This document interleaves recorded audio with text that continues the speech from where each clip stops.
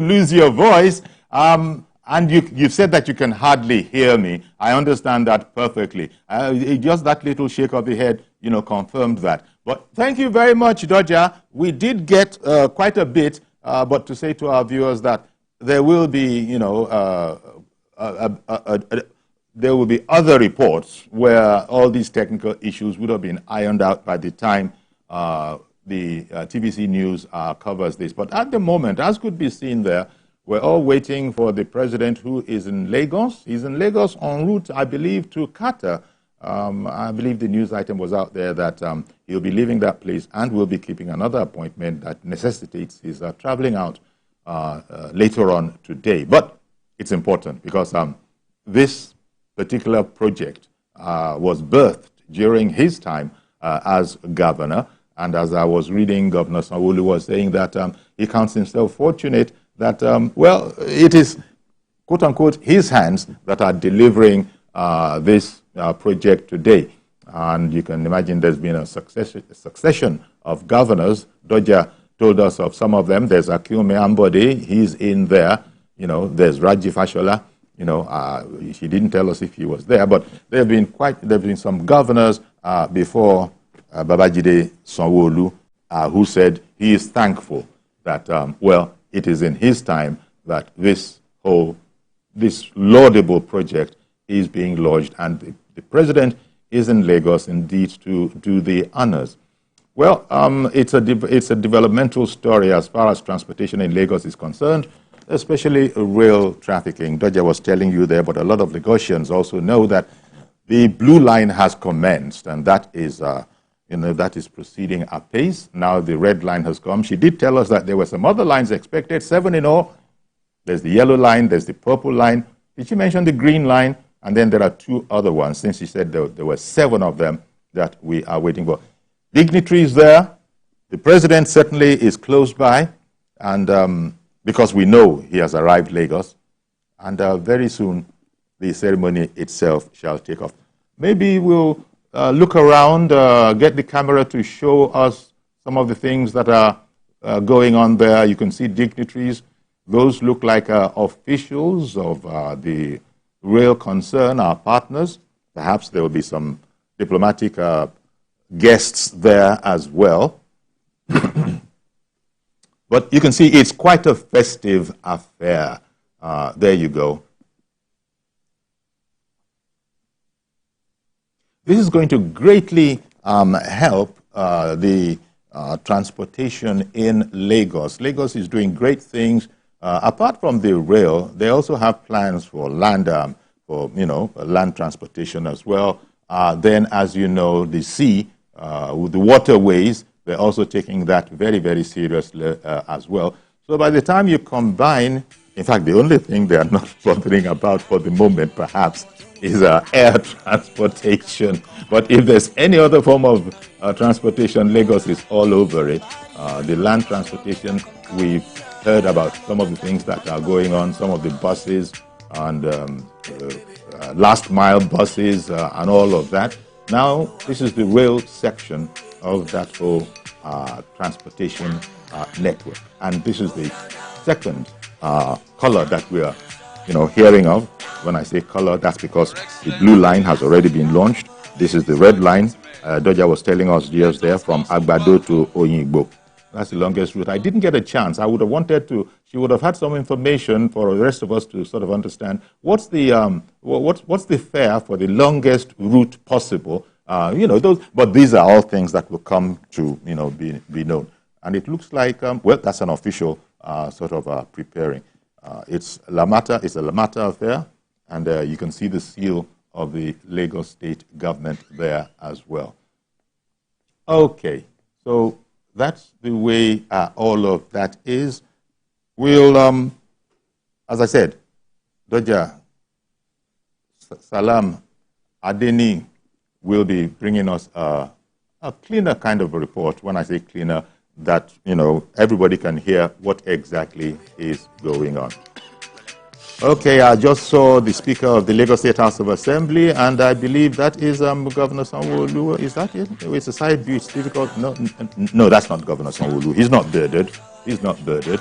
And In fact, there are some people that have performed magic that were there and have actually managed to also cross over and be here with us. But it's a festive day for Lagos. The governor must be, rightfully, justifiably proud that he's also serving in this particular delivery. Started off by Tinubu back in the day when he was governor, and there's been a number of governors before then, and here we are now. He is able to. There's a sense in which he's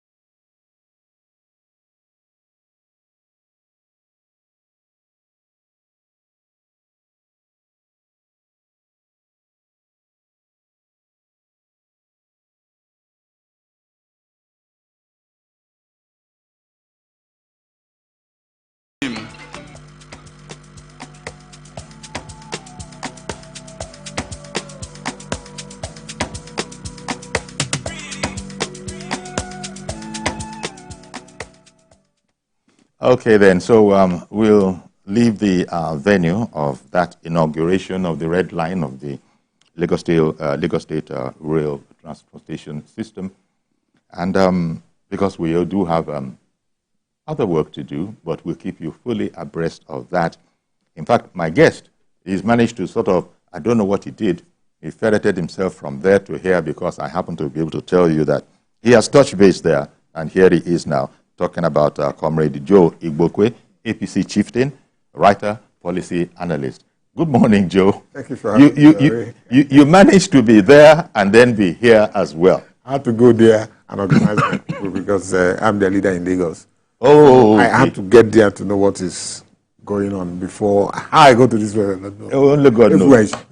Yes, because but I managed to get here. It's always like that. I think where Mr. President is in town. Very big. Yeah, I can imagine. Landmark event, red line. And as I was saying, I think there are 7 different lines denoted by their colors. Yes. And this is the second. This is the second one, the red line. Yes. From Alagbado to Oyimbo. Yes. And then from Oyimbo, I think that one, the other Oyimbo will connect to Marina. Indeed. Well, all of them actually end up about seven or eight of them. Colors. 7. About 7 according to our report. Hit Lake corridor. Yeah. Some other areas. Yeah. Even Ogun State corridor. Indeed. Get there. Indeed. So it's a massive project that will nail the issue of movements in Lagos. Okay then. Make it easy. Well, it sort of is connected. One of the reasons why President Tinubu is in Lagos, of course, is that he's a proud Lagosian, and he was governor when this idea was birthed. Mooted, yeah. When it was mooted. And as I was saying before you came in, governors, there have been some governors. She was just telling us, Akim Ambode is there. He was the governor who followed Babatunde Raji Fashola. And I think now it is Sanwo-Olu, that is there now. So Sanwo-Olu, I was reading in the papers saying that he considers himself fortunate to drive it that he is the person who is actually driving it home. And developmental aspects of our country. Well, first of all, it started from our state, and President Tinubu has had reason to even refer to some of the things that happened in Lagos and some of the challenges he faced in Lagos, and that these will stand him in very good stead in terms of experience. That is not to say that Lagos is Nigeria, but experience for how to go about what he wants to do. And one of those things that we were going to talk about, isn't it, is the reforms that Tinubu is putting in place in the country. To talk about that, as you know, there's a lot of maybe there's a lot of angst at the moment because things are tight, and the more we are told that, look, it's tough. Tinubu himself didn't deny it. He says he knows it's tough, but it's going to become better. What would you say to people who are saying that that's not what we thought? That when we said you should go there, we voted for you massively. We didn't want it to be this hard. What would you say? You know, we keep on telling our people that governance is not a railway station, the one I just, the way I was coming from, where if it's, once you fix it, if you go there, enter a train and go to where you want to go. It's a process. It is not a bus stop where you go, you enter the bus and they take you to where you're going. It's a process. Leading a nation is the most complex and difficult thing. Yeah, but people are going to say President Tinubu knew that. Yes, he knew. But you have to follow it. You go about and you win the presidency. You go in, you begin to form the cabinet. You begin to put things in place. It's not automatic. It's not. That's what I'm saying. It's not automatic. It's not just like entry mode here from Ojota and get to CMS and you go down. It's not. It's tasking and very engaging. Do you think enough information has been put out there now? Because, look, if people know, since he was voted in, people wanted him to go there, they trusted him. The kind of level of almost despondency that is out there might have been ameliorated if government officials, the appropriate government officials, were out there explaining the situation. Although, yes, there will still be those who will say an explanation will go chop, but there probably, some say there hasn't been enough of that. Would you agree? Well, I can understand. You can understand. But you can't tell that man, that man who does not know what is going on. And they're in the majority, in the rural areas. They are the ones you see in the market. They think that once you get there, things will change. But it is not like that. The man will have to be given the time to plan. You see, that's why we respect the Japanese. It takes a lot of time for them to build consensus on anything they want to do. It can stretch for 1 year, 2 years before they move, so that you remove all the obstacles and all the road, mines on the way before you get to where you're going. It's difficult when you are dealing with how many ethnic groups, interests, or try to imagine the presidency of the Federal Republic of Nigeria. Okay, what it does on a daily basis. So that you will, interest. Okay, let me take a break now, so that you won't be interrupted when we come back, and we'll also take phone calls. All of that as soon as we come back from this very short break.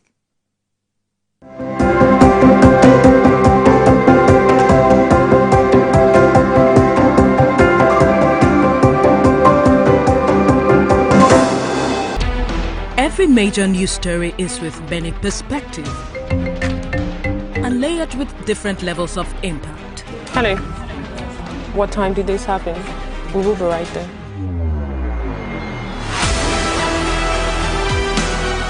At TVC News, we follow the big and major news, gathering the facts, witnessing the outcome. I am here live at the aftermath of the approval of the new national minimum wage.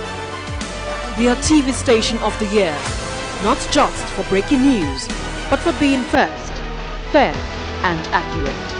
TVC News, first with breaking news.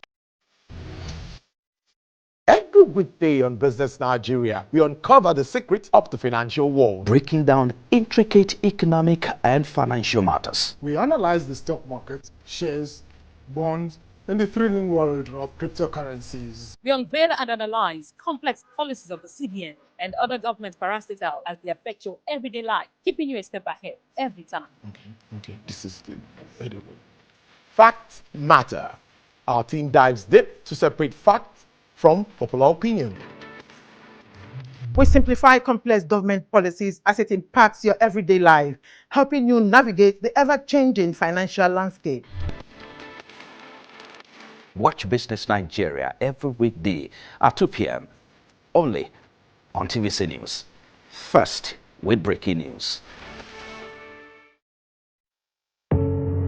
Doubt and fear doesn't occur at the canvas, it shows in the canvas. It shows the conation of raw earthen material slabbed, stroked and molded at a pace provided by the doubt and fear.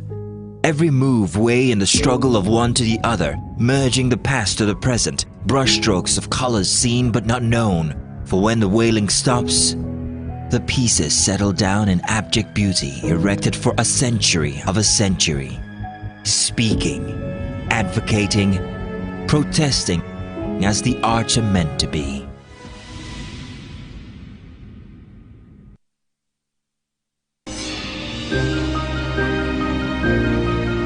Sometimes it's the story that calls. At other times, the people just want to be heard. School, I need students, but I need teacher. Can't continue like this.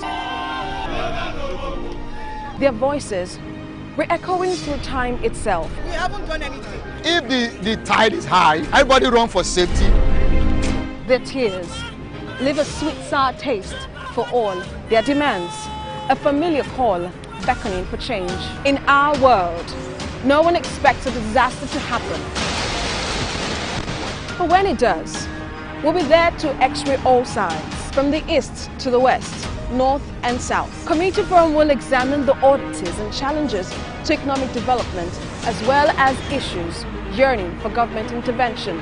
Watch fresh episodes of Community Forum on Sundays by 9:30 p.m. only on TVC News.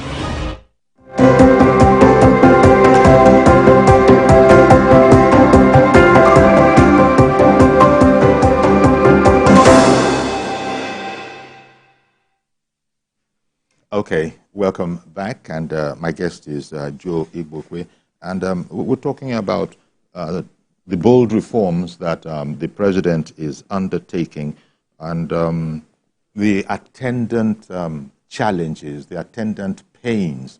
The president has spoken about this, and we've heard that. Look, he knows, and he has said that he knows that these are challenging, but he has also, always said that it's for a while, and that it is what will follow will be indeed what everybody wants. There's no way that we can get to where we need to be if we don't take some of these painful measures. That's what we're hearing from the president, and this is a difficult message because, as I said, especially if you haven't been told this day in, day out. But the president has always kept to his word. He did say at the time, before becoming the president, before being voted in, that we would have to do away with fuel subsidy. And so there was a sense in which people were a bit surprised that it was as quickly done as it was. Do you think that is the way the president is going? Because a lot of people are saying that, wait, the way this president is going, these are things that other people, perhaps lesser mortals, would have left for their second term. And here's the president doing it in his first term. If you know his history, you cannot deceive anybody. It's something that has been long overdue. We are subsidizing other countries. Most of the products, they go to West Africa because it's cheap. And the current situation in the world does not permit that any longer. You see, every government is known for taking tough decisions. I remember when Lee Kuan Yew was building Singapore, he was demolishing shanties everywhere. They were calling him names. He had to put those things down because he knows where he's going. Majority will not believe you. But today, go to those places where you have those shanties, tall buildings, and those local people were giving those houses to live in. Some of them felt even so timid to climb the tall buildings to go and live. He tried to sanitize the city. So there's a price to pay for any good thing you will get. Yori, there's a price to pay. It's not a tea party. It's not a one-way traffic. Perhaps people there are prices that you have to pay. Mm-hmm. You say, okay, let me suffer this for tomorrow. People understand that. And indeed, most reasonable people will say, whereas we understand what our government is doing, President Tinubu's agenda, his programs, his reforms, and I'm ready to suffer, to tighten my belt. But they also expect, can you help us out a bit? Now, I have heard people who have said that a lot of things have begun to happen since President Tinubu took over. But unfortunately, they're not seeing those things, and they're blaming perhaps other centers. Like, go to the governors. The governors have begun to receive a lot more than they ever received before. You know, we come into talking about fuel subsidy. Why are people not talking to the governors? Because after all, it is the states that make up the country. Why are you not talking there?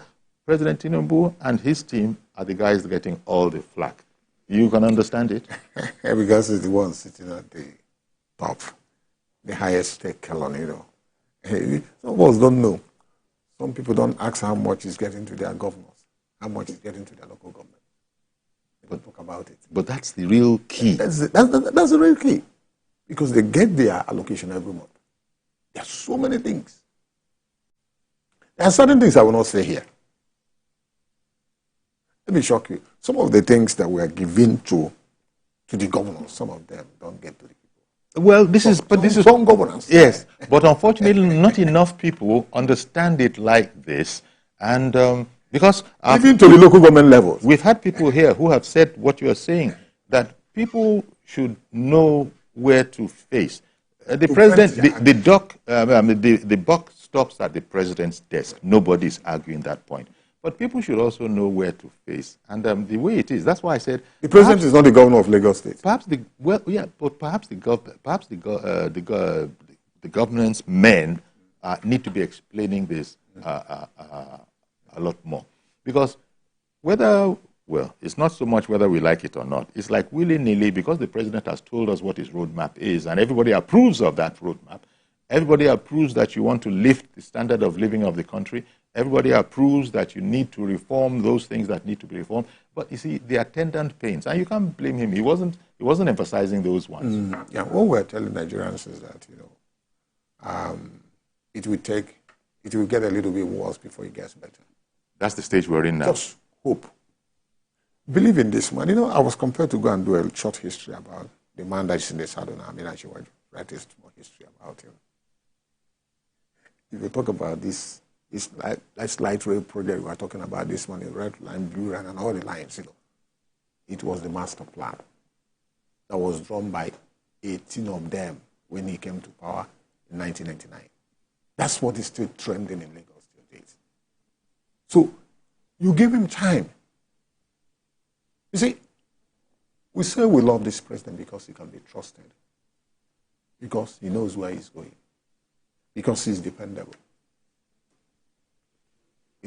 So that is what he's bringing to the table. Yes, things are hard. Our currency cannot buy you a lot of things that we used to do before. So we are pleading with Nigerians. The value of the naira has gone to the dogs. Virtually gone to the dogs, and people are connecting this to monetary policies, and of course the president. Just monetary policies. Yes. Meanwhile, they're working around the clock on this, but in our very before, the dollar, naira to the dollar almost hit 2,000. In fact, it did. It did momentarily. People were buying for 1,008, 1,007, up to 2,000, waiting that it will be 2,500. It's a crying matter. It's not a laughing matter. 3,000. Yes. So you see, And opposition even chipped in that this thing is going to be 4,000 naira to the dollar. So, opposition chipped in. You help those who want to buy and keep to invest more money on it. You see, let me tell you. So you are talking about understanding. Yes, we are the problem. There are certain things, people of other nations cannot do. There are certain things they cannot do. Let me ask you, is dollar our currency? We are doing ourselves. There are certain things I will not say here. We are the progenitors of what we are witnessing today. We are the one that started it. We ourselves. From house to house. You mean? You take money. Or you steal money. 5 billion, 10 billion, 15 billion, 20 billion. Nigerians are not afraid to take any amount. They can go and pack it in their houses. They will just go, call their boys, or go to the market. Any amount. Then themselves will get from it. Any amount. They will just go and keep the lot as a very small box. Put it in his house. Well, that is what is going on. That's what is going on. Indeed. Nigerians are in pains. We see positive headlines. The other day, one headline was saying Tinubu's reforms will lead to prosperity soon. That was something that Alake said. It will happen. Yeah. And the Minister of Information has been saying that, in fact, he even went a step further and was saying that Nigerians have actually begun to benefit from the reforms. That's a bitter pill to swallow. But he knows what he's talking about. Yes. He has the figures provided. He was speaking, for instance, about a growth of 3.46% in the fourth quarter of 2023, as opposed to it being 2.54%. So these are statistics. These are statistics. Let me bring in Dr. Ola in Agoiwoye. Good morning to you. Good morning, sir. Thank you very much for calling in. Please go ahead. Let me, first of all, thank the guest in the studio.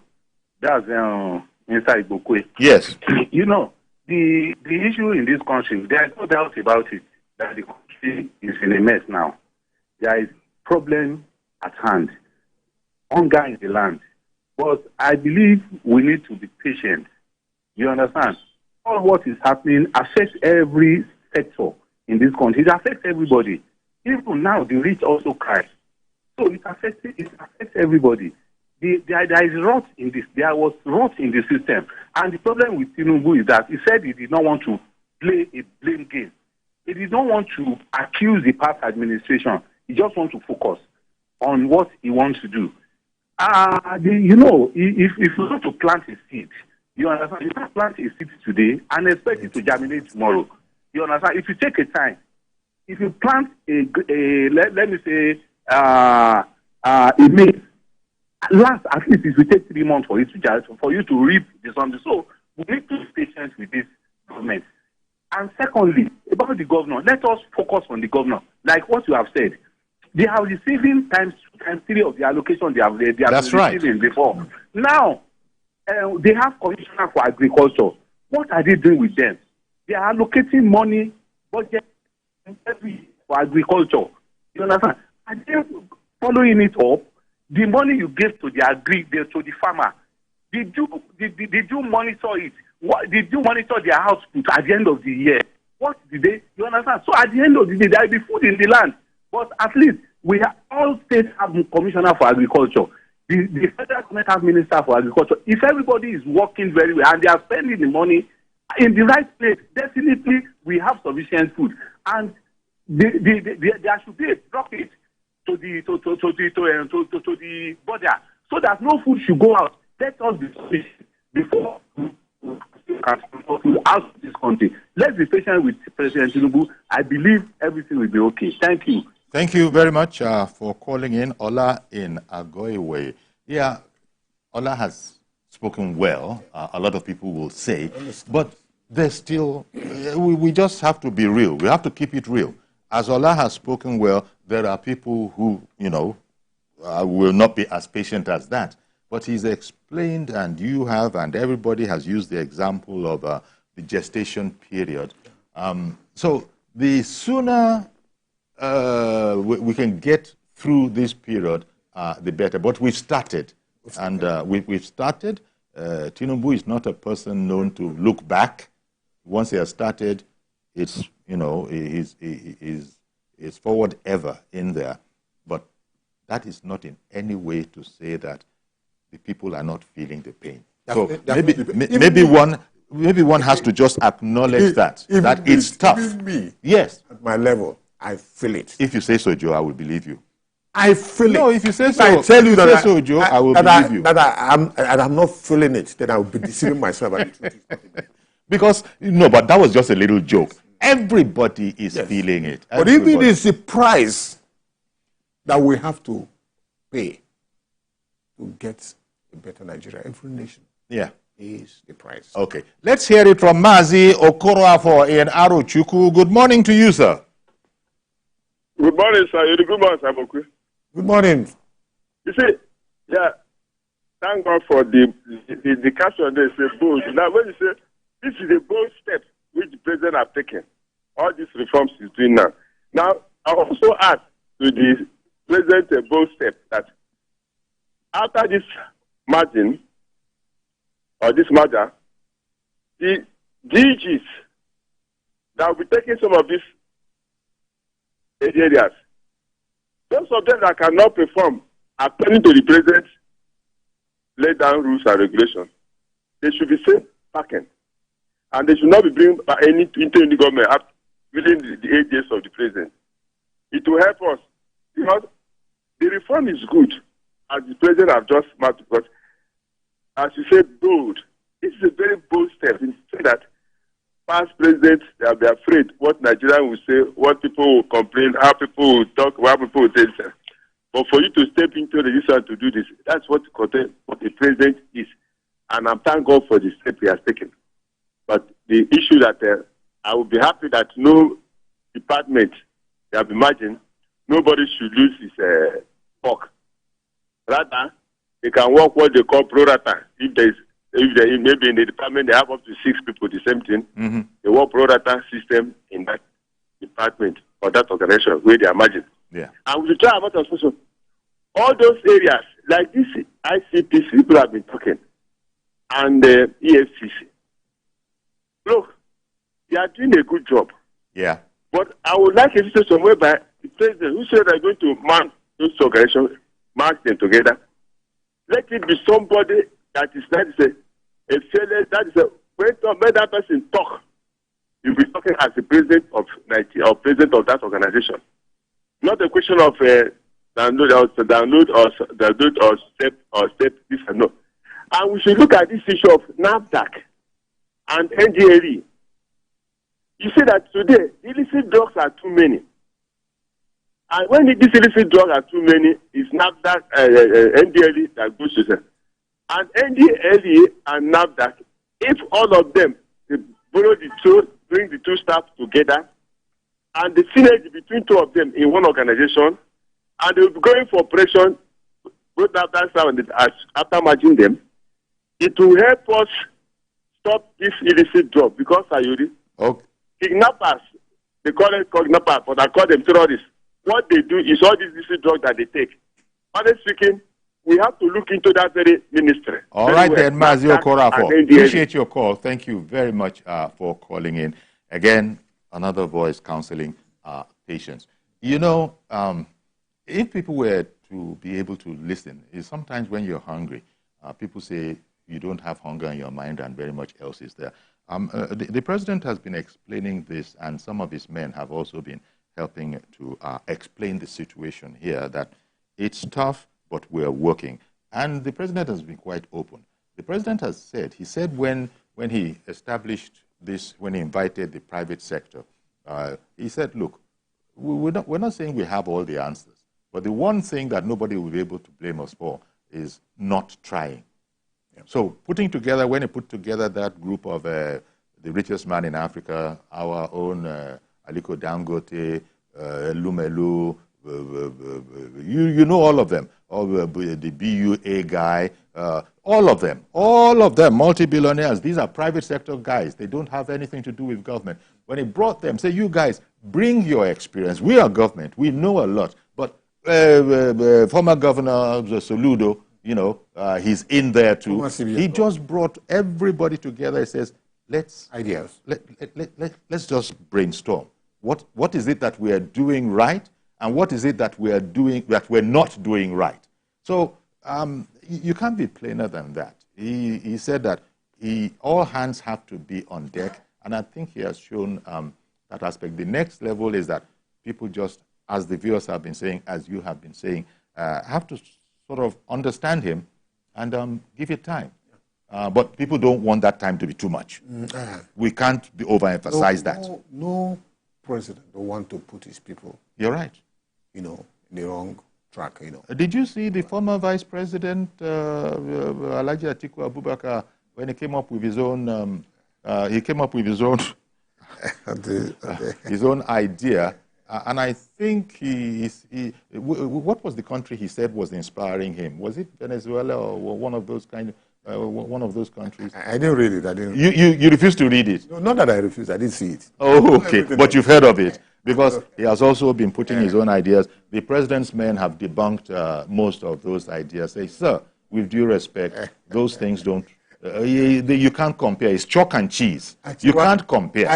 You can't compare. And by the way, we are doing a lot better than that country. But anybody can give you advice.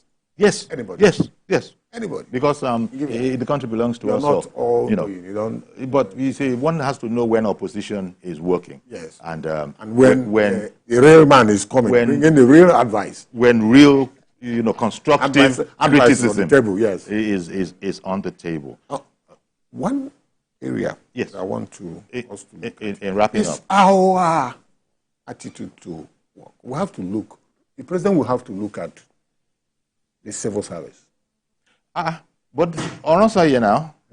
Yeah, reports. Yes. And they are going there. And it's going to lead to reforms. No. The redundant agencies that are not doing anything. Isn't that the secretary to the government is the head of the panel that's supposed to synergize these things? It will help us. Oh yes. Somebody I think has even mentioned it. I think it was Ola from Agua. I will share a story before we get to it. Very, very briefly. We're finished here with time here. I was with somebody in Abuja a few years back. Okay. Passenger was in power. And we were discussing. Then a permanent secretary was just passing. And he pointed to me. The person I was discussing with was in government then. He said, look at this one. He said he submitted reports of how to renovate the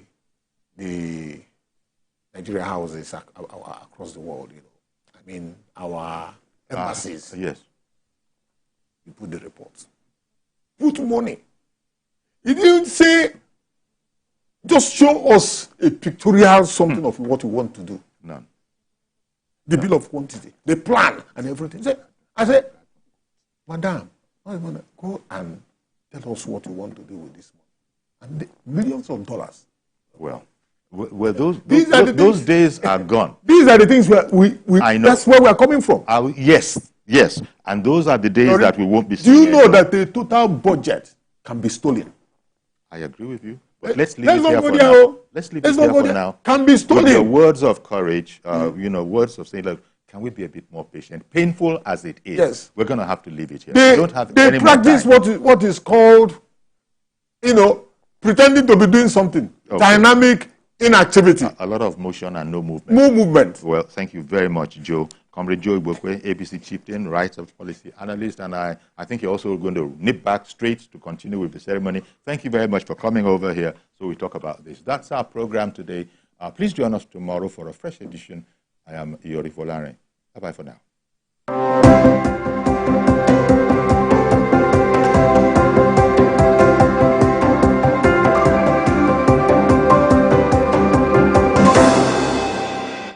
The following is a paid presentation by ShopX TV. Today, there are many complex, boring, expensive, and useless exercise machines in the market. Or you pay over 400,000 naira a year for gym membership and never go. ShopX TV is proud to introduce Total Crunch Evolution, the compact, versatile fitness solution that is perfect for you. With Total Crunch, you get a complete fitness workout in one machine. Say goodbye to ineffective and complicated exercise machines. Now, you have the power to transform your fitness journey and get the body you have always wanted right in the comfort of your own home. Total Crunch is the efficient and effective way to build muscle, tone and tighten your legs, shape your back and pectorals, while strengthening your core and defining your abs. Now that's totally effective to get the body you want. With Total Crunch, your whole body works out at the same time. Only Total Crunch can put your whole body in motion as you burn calories and lose weight. Just one fitness routine a week will achieve serious results in 4 weeks. Total Crunch Evolution has enhanced the way I work out and the results I achieve. It's not just a fitness equipment, it's a life changer. This versatile, time-saving machine is perfect for anyone looking to lose weight or stay in shape. Trust me, this is a game changer you've been waiting for. With my busy schedule, finding time to work out and stay in shape has always been a challenge until I discovered a Total Crunch Evolution. It's a lifesaver.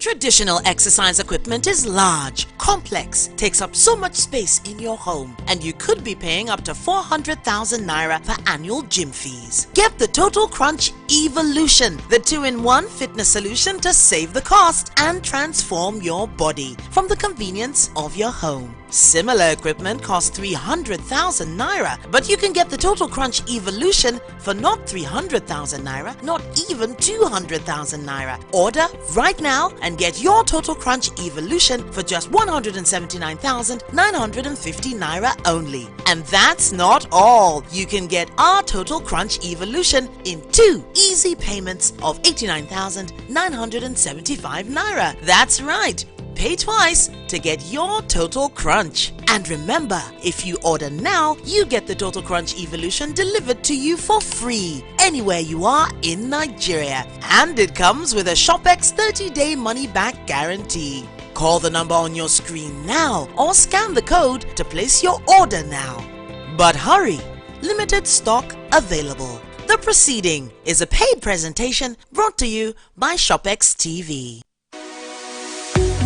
Good governance at any level is characterized by 4 pillars: transparency, accountability, fairness, and responsibility. The Seyi Makinde-led administration since inception has upheld all these traits, making life more meaningful for the people of Oyo State. Resting on the 4 pillars of the administration, which includes education, health, security, and expansion of the economy through agribusiness, the people have continued to feel the impact of good governance. On your update, you'll be opportune to see how far the Seyi Makinde government has brought governance to every doorstep across the state. Join us weekly at this time for insightful moments. Oyo State, setting the pace.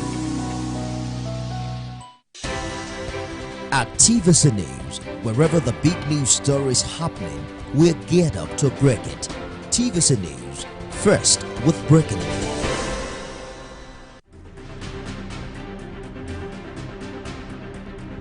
Welcome to the transformative journey of Gombe State. Like a beautiful bride in the savannah, Gombe State is steadily growing to become a commercial and investment hub with accelerated development of world-class infrastructure, quality education, and healthcare. At TVC News, wherever the big news story is happening, we're geared up to break it. TVC News, first with breaking it. Yeah.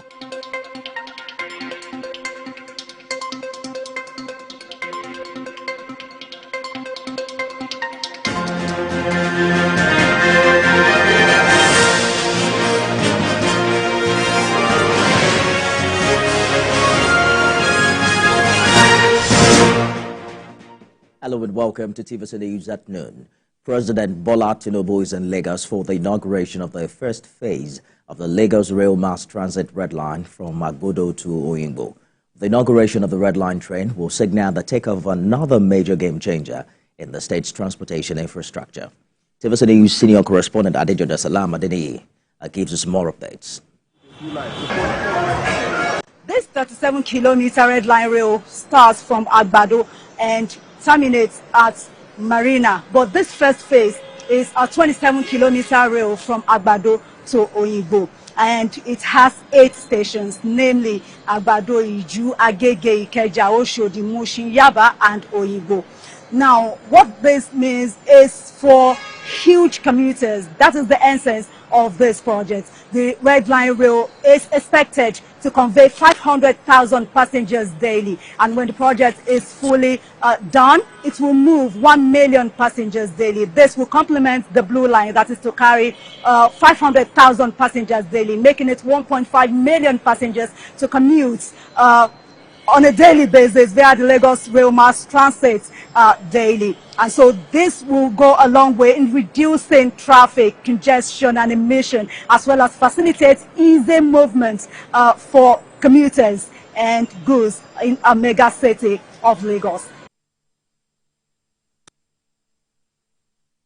Thank you, Adedoja, for the updates there. After Mr. President's engagement in Lagos, he will proceed on his official visit to the state of Qatar. In a statement by presidential spokesperson Najurun Galali, the visit is to further strengthen cooperation between the two nations in several areas, including security, cultural exchange, and economic development. Let's turn now to the National Assembly, where the Senate has invited Minister of FCT and Commissioner of Police for the FCT to give detailed security briefings on the current security situation in the federal capital. The Senate's resolution follows a motion by the lawmaker representing Delta North Senatorial District Ned Owoko on the Galadima kidnap incident that led to the death of one of his senior legislative aide. National Assembly correspondent Jesu Adewi has more. Body language and from what you said. Senator Ned Owoko briefs his colleagues on the tragic abduction of 19 persons, including his senior legislative aide, who was later killed by his abductors. The lawmaker recalls with sadness that distressing news has become one tragic loss to many, as he calls for more drastic measures to beef up security within the FCT. The CP personally led the culprits who went to show them where they left the bodies.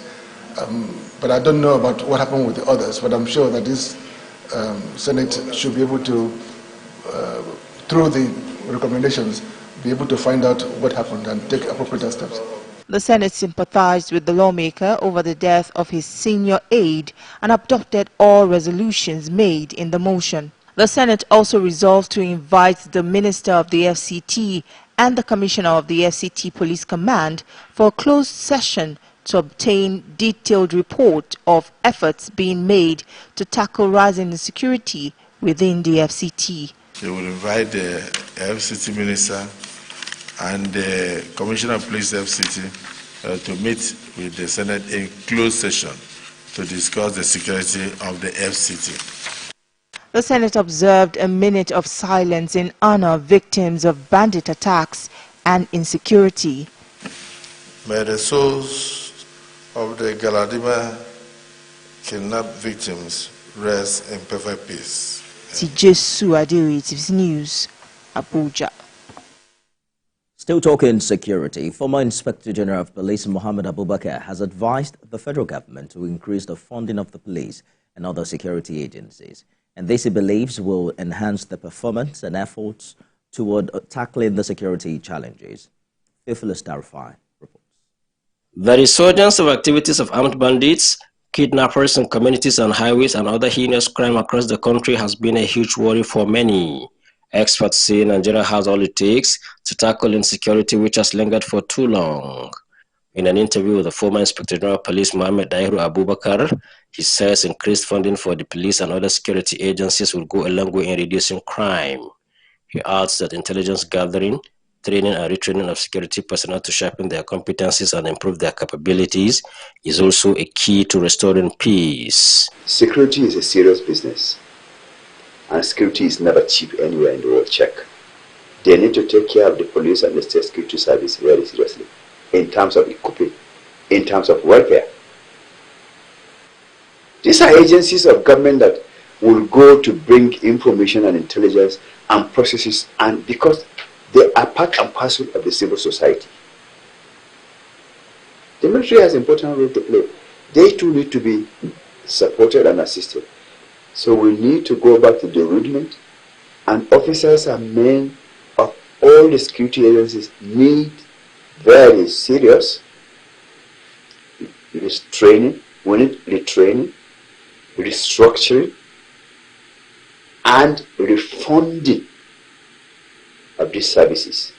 Our recruitment policy has to change. We have to look for the right people, not people who want to come into the service because they are looking for a job. The 16th Indigenous Inspector General of Police believes traditional institutions and other citizens have a role to play in the quest to tackling the myriad of security challenges currently plaguing the country. And the community to have a responsibility to work in collaboration with the security agencies to provide the needed information that will assist them to fight the crime. Please go to the next police station close to here and tell them there is robbery 5 kilometers away. 3 things may happen. 1, if you are lucky, they have a vehicle in that police station. If you are unlucky, the vehicle may not have foil. If you are unlucky, the number of personnel there are too few to be able to go and fight the armed robbers. The call to the federal government to increase funding for security agencies, intelligence gathering and information sharing to tackle insecurity is coming at a time communities and highways, especially in northern Nigeria, have continued to be a hotbed of banditry and kidnappers, which has forced many to abandon their ancestral homes for the fear of the unknown. Safely Darufai, TVC News Kuso. Away from security, the federal government has inaugurated a new 60 megavolt amperes and a 132-33 kilovolt power transformer at the Ukene Transmission Substation. Minister of Power Bayo Adelabu says this will enable strategic expansion, infrastructure upgrades, and commitment to efficiency in the power sector. Correspondent Habib Alawa reports. As Nigeria continues to navigate its way through the complexities of revamping its power sector, the recent development offers a beacon of hope. The commitment to increasing power production capacity, modernizing infrastructure, and ensuring billing transparency presents a blueprint for other regions facing similar challenges. While the journey is far from over, the steps taken today lay a solid foundation for a brighter, more electrified future for Nigerians. Speaking at the Ukene substation, Minister of Power Bayo Adelabu highlighted the pivotal role these projects play in the revitalization of the power sector. If our people cannot stand up, switch on the light and see light, whatever effort we are making to them is fruitless, as if we are not doing anything, as if we are winking in the dark. So you could see that federal government is making efforts to make sure that we increase our generation capacity, and have reeled out a number of efforts that we're making. We have improved our hydropower capacity with 700 megawatts from Zungeru, under 40 megawatts from Kashimbila, and we are reviving all the abandoned 26 small hydro plants to improve generation. With a renewed focus on addressing the challenges within the power sector, stakeholders remain optimistic about the transformative impact these initiatives will have on Nigeria's socio-economic fabric. We're keeping to cost, we're keeping to time, and we're keeping to the targets that are set for us by Mr. President himself, and ensuring that we're able to meet them. We have increased the transformation capacity of this substation to about 165 MVA. Nevertheless, the whole total contribution of the first phase of the NG Power Co is in excess of 270 MVA from all the substations to be commissioned. This is marvelous. But from here, if you look at the other side, we change it to 800 mm. So that 800 mm will allow us to wheel out successfully. Yeah. So if the discos are ready to pick, we don't have, they can go ahead, there is no problem. The commissioning of these projects not only signifies progress in infrastructure development, but also heralds a new era of opportunity for Nigeria. We're interrupting this program to bring you a live telecast.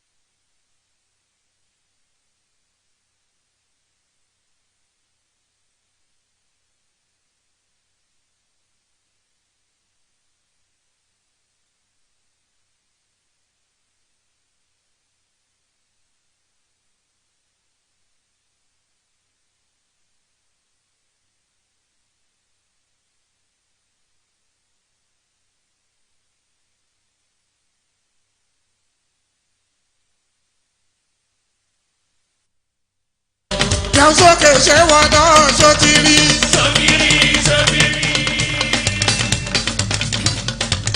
Àkànbí ṣé wọn náà ṣó ti rí. Olólùdẹ ṣé wọn náà ṣó ń gbá. Àkànbí ṣé wọn náà ṣó ń gbá. Ọmọ lọ́dọ̀ọ́dẹ. Ọmọ lọ́dọ̀ọ́dẹ.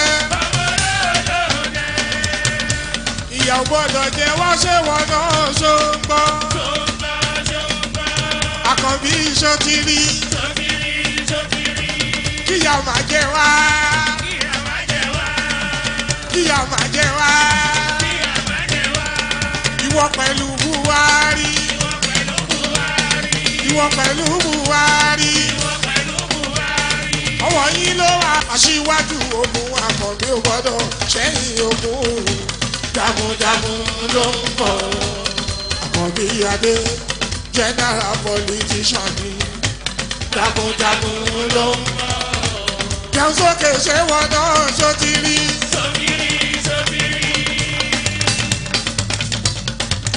Àkànbí ṣé wọn náà ṣó ti rí. Olólùdẹ ṣé wọn náà ṣó ń gbá.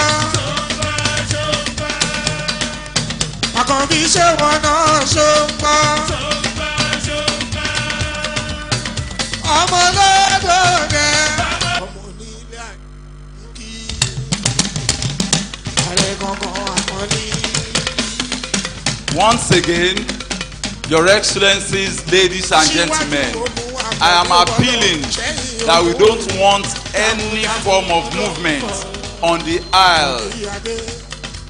Mr. President, His Excellency, Bola Ahmed Tinubu, GCFR, is coming into this hall now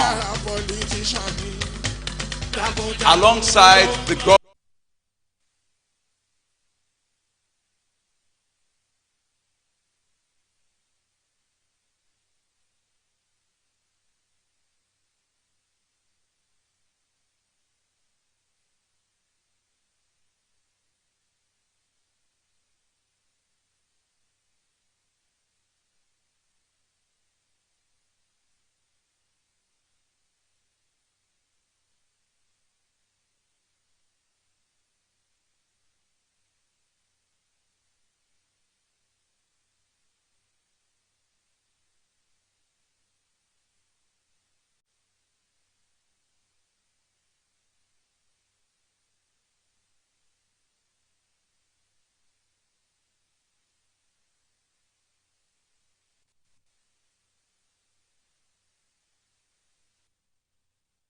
Ṣẹ́yìn ogun jagunjagun ló ń bọ̀.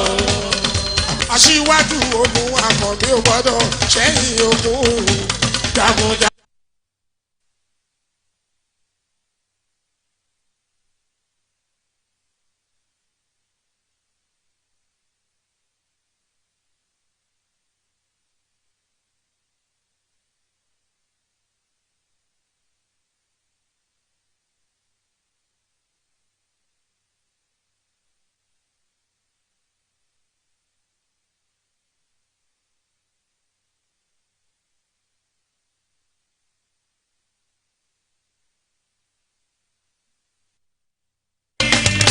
Welcome back home, the city boy. Àkànbí ṣé wọn náà ṣó ti rí. Olólùdẹ ṣé wọn náà ṣó ń gbá. Àkànbí ṣé wọn náà ṣó ń gbá. Ọmọ lọ́dọ̀ọ́dẹ. Ọmọ lọ́dọ̀ọ́dẹ. Ìyá ò gbọ́dọ̀ jẹ wá ṣé wọn náà ṣó ń gbọ́. Àkànbí ṣó ti rí. Kíyà máa aṣíwájú ogun Àkànbí ò gbọ́dọ̀ ṣẹ́yìn ogun. Jagunjagun ló ń bọ̀. Àkànbí Adé general politician ni. Jagunjagun ló ń bọ̀. Jẹun sókè ṣé wọn náà ṣó ti rí. aṣíwájú ogun àkàndé ò gbọ́dọ̀ ṣẹ́yìn ogun jagunjagun ló ń bọ̀ àkàndé adé aṣíwájú ogun àkàndé ò gbọ́dọ̀ ṣẹ́yìn ogun jagunjagun ló ń bọ̀ àkàndé aṣíwájú ogun àkàndé ò gbọ́dọ̀ ṣẹ́yìn ogun jagunjagun ló ń bọ̀ aṣíwájú ogun àkàndé ò gbọ́dọ̀ ṣẹ́yìn ogun jagunjagun ló ń bọ̀ àkàndé aṣíwájú ogun àkàndé ò gbọ́dọ̀ ṣẹ́yìn ogun jagunjagun ló ń bọ̀ aṣíwájú ogun àkàndé ò gbọ́dọ̀ ṣẹ́yìn ogun jagunjagun ló ń bọ̀ aṣíwájú ogun àkàndé ò gbọ́dọ̀ ṣẹ́yìn ogun the national anthem after the count of 3. 1, 2, 3.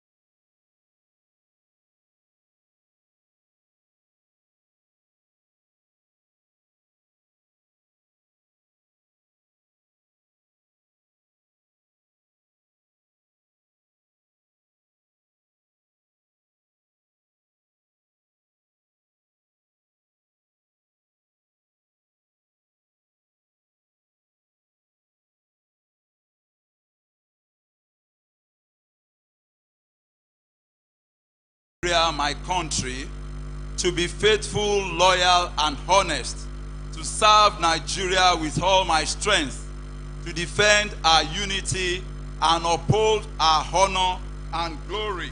So help me God. Your Excellency,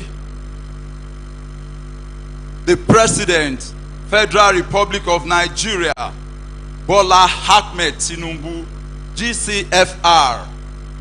Your Excellency, the Chinese Ambassador to Nigeria, Q Jin Ahun, the British Deputy High Commissioner in Nigeria, His Excellency Johnny Baxter, the Consul General from the United States of America, Ghana, Japan, Sweden, South Africa, Netherlands, China, as well as the Mayor of Southwick, United Kingdom, the Governor of Lagos State, Mr. Babajide Olusola Sanwo-Olu, CON, and his wife, Dr. Mrs. Claudiana Ibijoke Sanwo-Olu, the Governor of Kwara State and Chairman of the Governors Forum, Honorable Abdurrahman Abdurazak, the Governor of Ogun State, His Excellency Prince Dakpo Abiodun,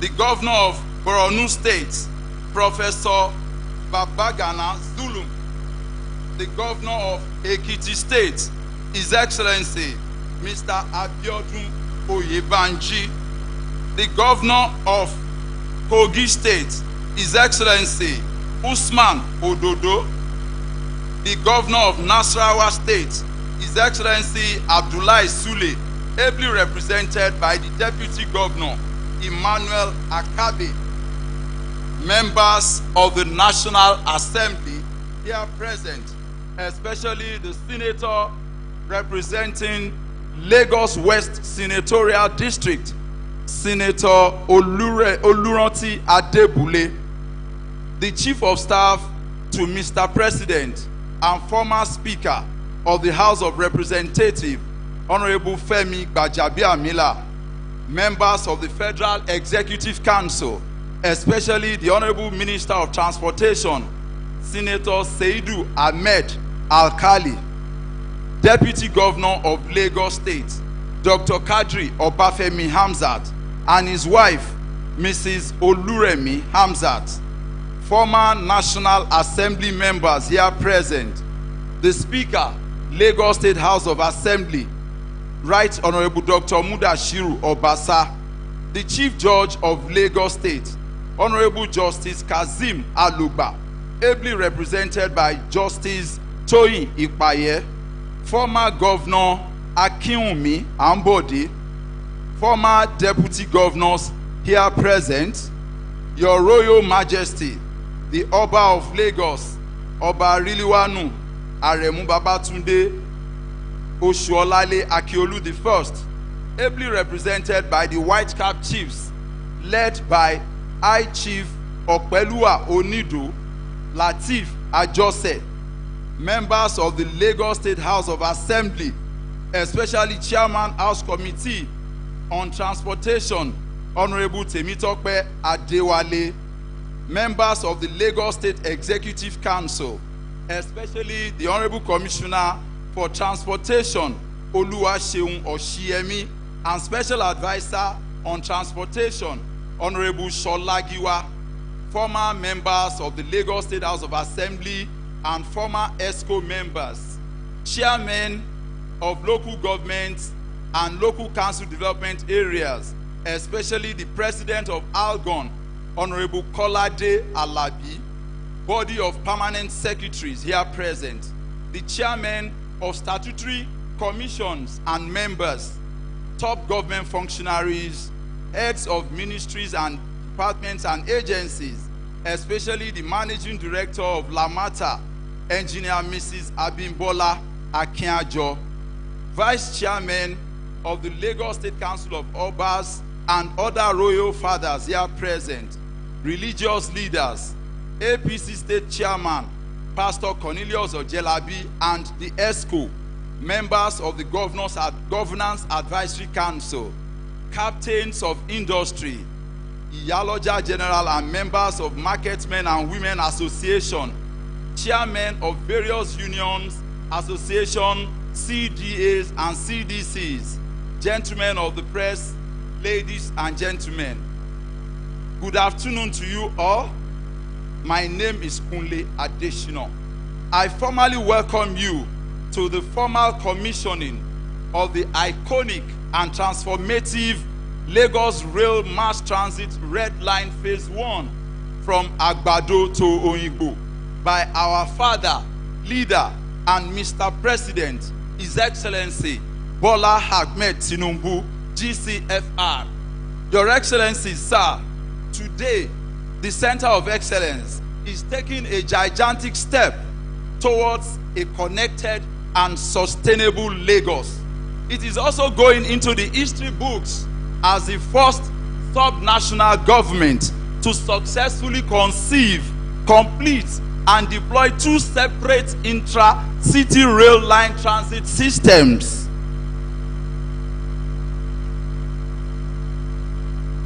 We are talking about the electric multiple units powered blue line and the diesel multiple units powered red line, which Mr. President will launch today. Your Excellencies, ladies and gentlemen, with your kind permission to set the ball rolling at this event, I will formally and respectfully invite the very able, capable, and very cerebral Deputy Governor of Lagos State, Dr. Kadri Obafemi Hamzat, to please step forward and read the welcome address. The Deputy Governor, sir.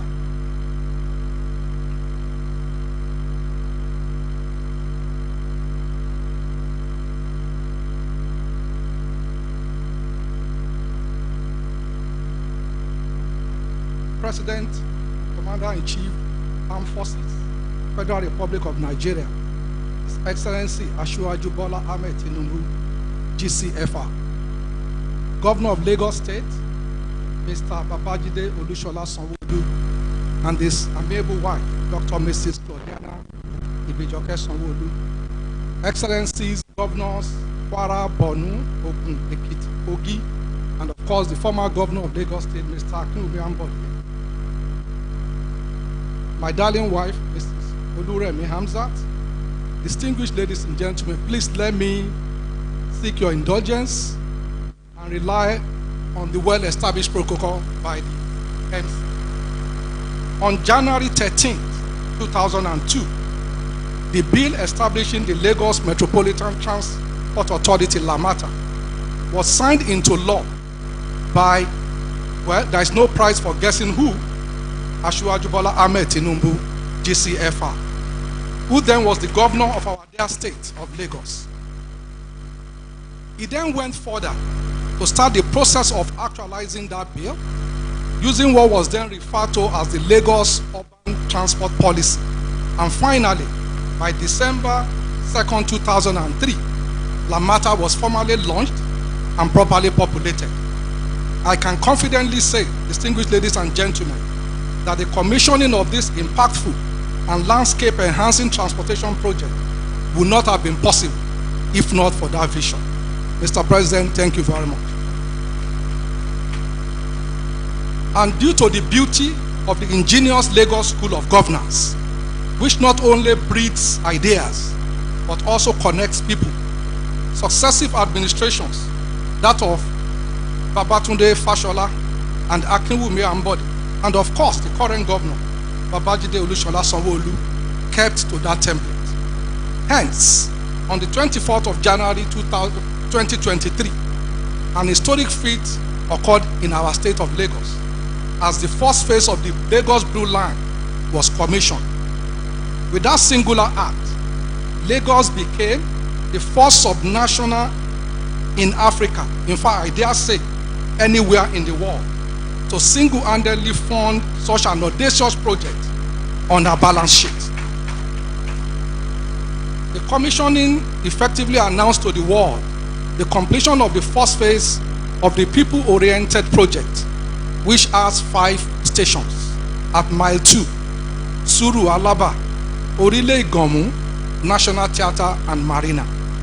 It has since commenced commercial operations, moving about 250,000 excited passengers daily. We give God the glory. Your Excellencies, distinguished guests, ladies and gentlemen, exactly a year after that momentous accomplishment, we are here gathered today to inaugurate the first phase of the Lagos Rail Mass Transit Red Line.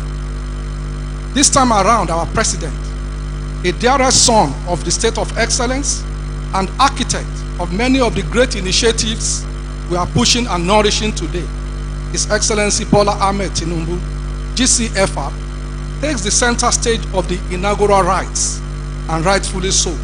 I will get to that in a few moments. Today's historic achievement proclaims loudly our administration's commitment to upholding the sanctity of electoral promises, while seeking Lagosian support for our mandate under the banner of our great party, the All Progressive Congress. We pledge a total commitment to overhauling the transport infrastructure of Lagos State. Over 4.5 years later, it is obvious that we are actually walking the talk. Your Excellencies, ladies and gentlemen, please permit me to go down memory lane and recall that the groundbreaking and commencement of civil work for the Red Line was performed by Governor Babajide Olusola Sanwo-Olu, CON, on Thursday, 15th April 2021, right here at Ikeja. Today, 1,050 days after, we are back here in fulfillment of the promise that this administration will complete this iconic project, which has the DNA of our administration from start to finish. When myself and Mr. Governor, some of our colleagues, gentlemen of the press, took a ride on this train last Saturday, I whispered to myself, this is Lagos. I know that I'm not in the Big Apple, and I know I'm not in London. It was sunny, it was humid outside that day, but inside that commodious cabin of this beautiful train, it was cool, it was calm, it was cozy. I know that Lagos is indeed rising. In other words, Your Excellencies, ladies and gentlemen, what we are witnessing is a bold testimony to our spirit of enterprise, our never say never spirit. That is the spirit of Lagos. The project represents a monumental feat in infrastructure development, reflecting courage, creativity, determination, focus, meticulous planning, execution, and consistency. Because like I said, it started about 20 years ago when the president was the governor of this state. Based on the first pillar of our administration policy trust, transportation and traffic management, our commitment is to develop an efficient and sustainable transportation system that will improve mobility, promote economic growth, and enhance the living conditions of our people. This all-important transportation infrastructure, the Red Line, represents another major step in that direction. Being a progressive and people-oriented government, our transportation strategy is a multimodal one, bringing together the various elements of road, rail, and water, and ensuring that seamlessly integrate. Your Excellencies, distinguished ladies and gentlemen, the Red Line runs from Agbado, from our younger brother in Ogun State, to Oyingbo, and it is projected to reduce travel time from about 2.5 hours to just 35 minutes. The passenger capacity of the first phase is 500,000 daily. The line will be served by 8 stations. It will reduce the pressure on our roads, especially for the majority of our people moving from Agbado in Ogun State, outskirts of our city, to the mainland and out of city of Lagos Island. Kindly permit me at this juncture to express our profound gratitude to all those who have played key roles in the involvement and realization of this project, people-oriented project. At this point, I will still have to go back to the subject of our dear President, His Excellency Asiwaju Bola Ahmed Tinubu, GCFR, the man whose vision gave rise to the whole idea of an intermodal transport system in Lagos. Talking about the Red Line without mentioning or making a reference to the groundbreaking contribution of the President is like talking about the beach without the ocean. The visionary leader, Asiwaju Tinubu, while he was the governor of Lagos State, pioneered the idea of intermodal transport system in Lagos. His administration developed the strategic transport master plan, which laid out foundation for a network of robust and modern transport infrastructure befitting a 21st century city. The master plan has 6 rail lines and 1 monorail, 14 bus rapid transit corridors, over 20 water routes, and a number of major new roads.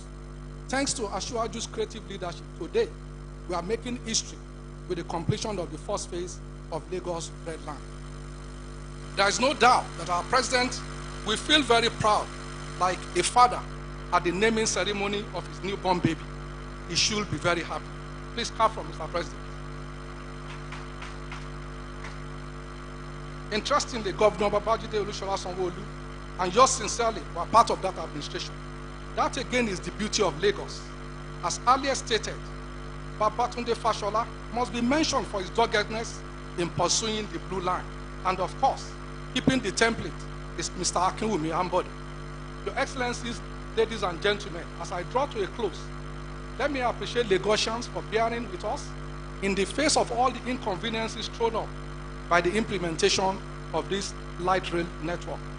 Together, we will attain the greater Lagos of our collective dream.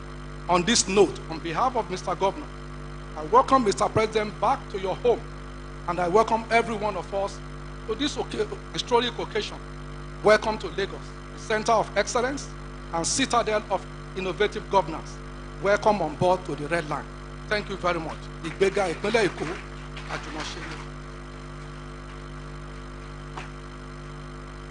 Can we once again appreciate the Deputy Governor, Dr. Kadri Obafemi Amzat. Your Excellency, Mr. President Bola Ahmed Tinubu, GCFR, Governor of Lagos State, brother governors in Nigeria, all other courtesies duly extended. Next on the lineup, we'll take some goodwill messages. First on the lineup, we'll take a goodwill message from the Chinese ambassador to Nigeria, His Excellency Kui Jianhong. Sir, you have 2 minutes.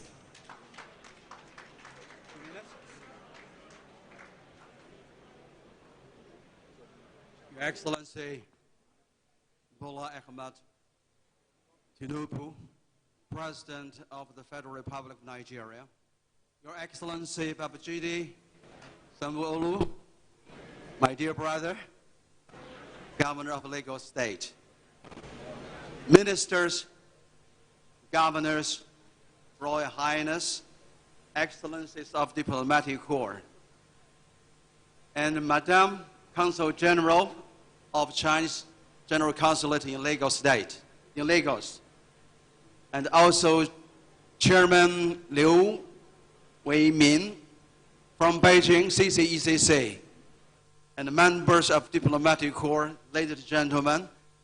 It is great pleasure for me to be invited to join you all for this presidential, of course, highest officials commissioning of this great project. I would like to take this opportunity, thank you, President, and your administration to place the trust and confidence to Chinese community, business community, especially for CCECC. And also I want to thank you, Governor, my dear brother. You are not only the governor of Lagos State, you are also the change agent of the President.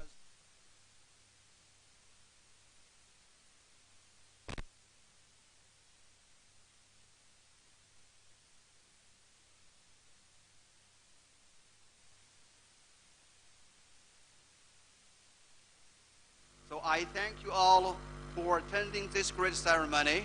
And also I'd like to say that this is people-centered project. This project is interest of the people. This is the President's vision. How can we do things for the people? Mr. President, we are still celebrating Chinese Lunar New Year, Dragon Year.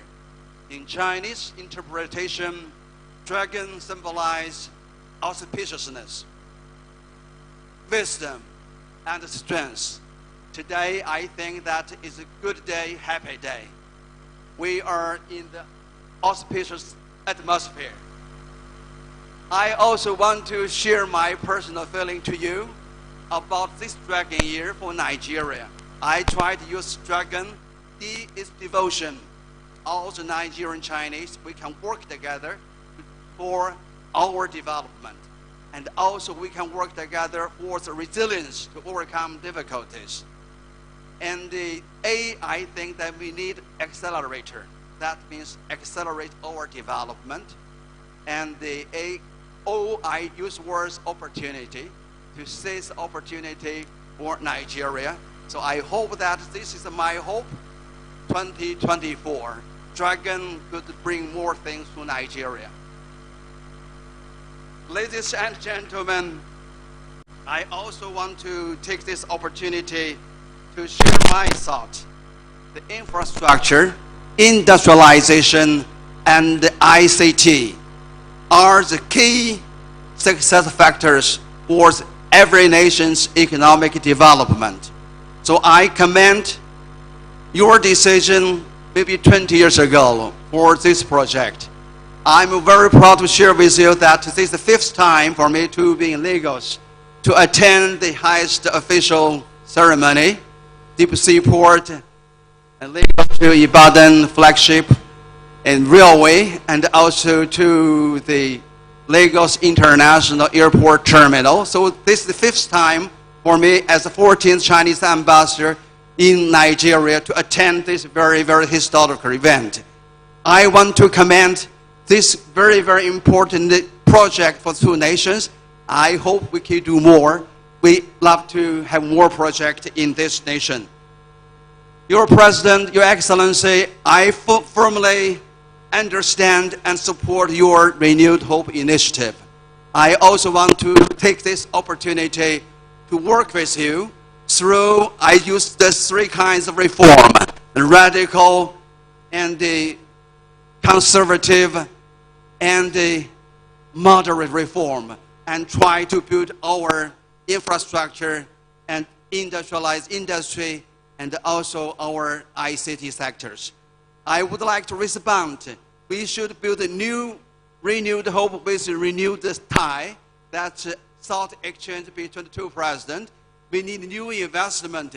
We need new endeavor to plan a new state, security, economy, education, and dedication to generate renewed GDP. Here is gross domestic product and the gross development and progress. I hope my last expectation, through our common effort, we can deepen, broaden, and strengthen the bilateral political consonance, economic cooperation, military security collaboration, international affairs coordination, and people-to-people communication. I thank you. Thank you for your patience. Thank you for giving me the opportunity. Your Excellency, Mr. President, Your Excellency, governors here present, with your kind permission, let me welcome the governor of Imo State and the chairman of the Progressive Governors, Senator Hope Uzodinma. A round of applause for him, please. Next, we'll take the second goodwill message, which is that of the Minister of Transport, Senator Saidu Hamed Al-Khali. A round of applause for him, please. Sir, we appreciate you can use 2 minutes, sir.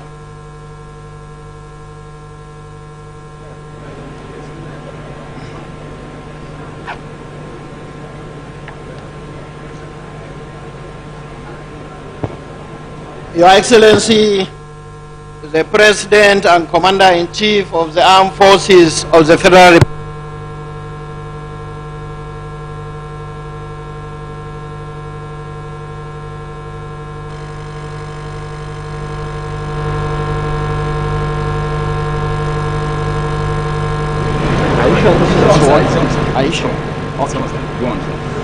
Your Excellency, the Governor of Kwara, Imo, Ogun, Borno, Ekiti, and Kogi State. It's not working, right? Okay, it's back now.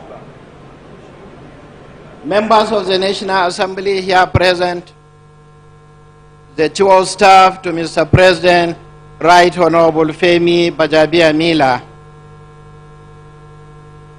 members of Diplomatic Corps, captains of industries, invited guests, ladies and gentlemen. It is with great delight and immense pleasure that I stand before you today as we witness a historic moment in our nation's progress. The commissioning of this rail line traversing Oibo, Yaba, Oshodi, Ikeja, Agege, Mushin, Iju, and Agbado. This project born out of the dedicated and collaborative effort of the Lagos State Government and the Federal Ministry of Transportation reflects our commitment in transforming the landscape of transportation in our great country. I sincerely commend the giant effort of Lagos State Government for making this historic project a reality. The railway infrastructure stands as a shining example of what can be achieved when federal and subnational government unite in a shared vision for progress. It also demonstrates sincere commitment of providing efficient and modern transportation solutions to our citizens. As we continue to celebrate this developmental project, I wish to acknowledge the invaluable partnership and foresight of the Lagos State Government and call on other states to emulate by leveraging on the existing structure of federal government within its borders to create solutions that will benefit the people of its states. Together we have demonstrated that when the federal and state entities unite, the impact on the lives of our people is profound, especially in transportation, which is recognized as the gateway of the nation's economy.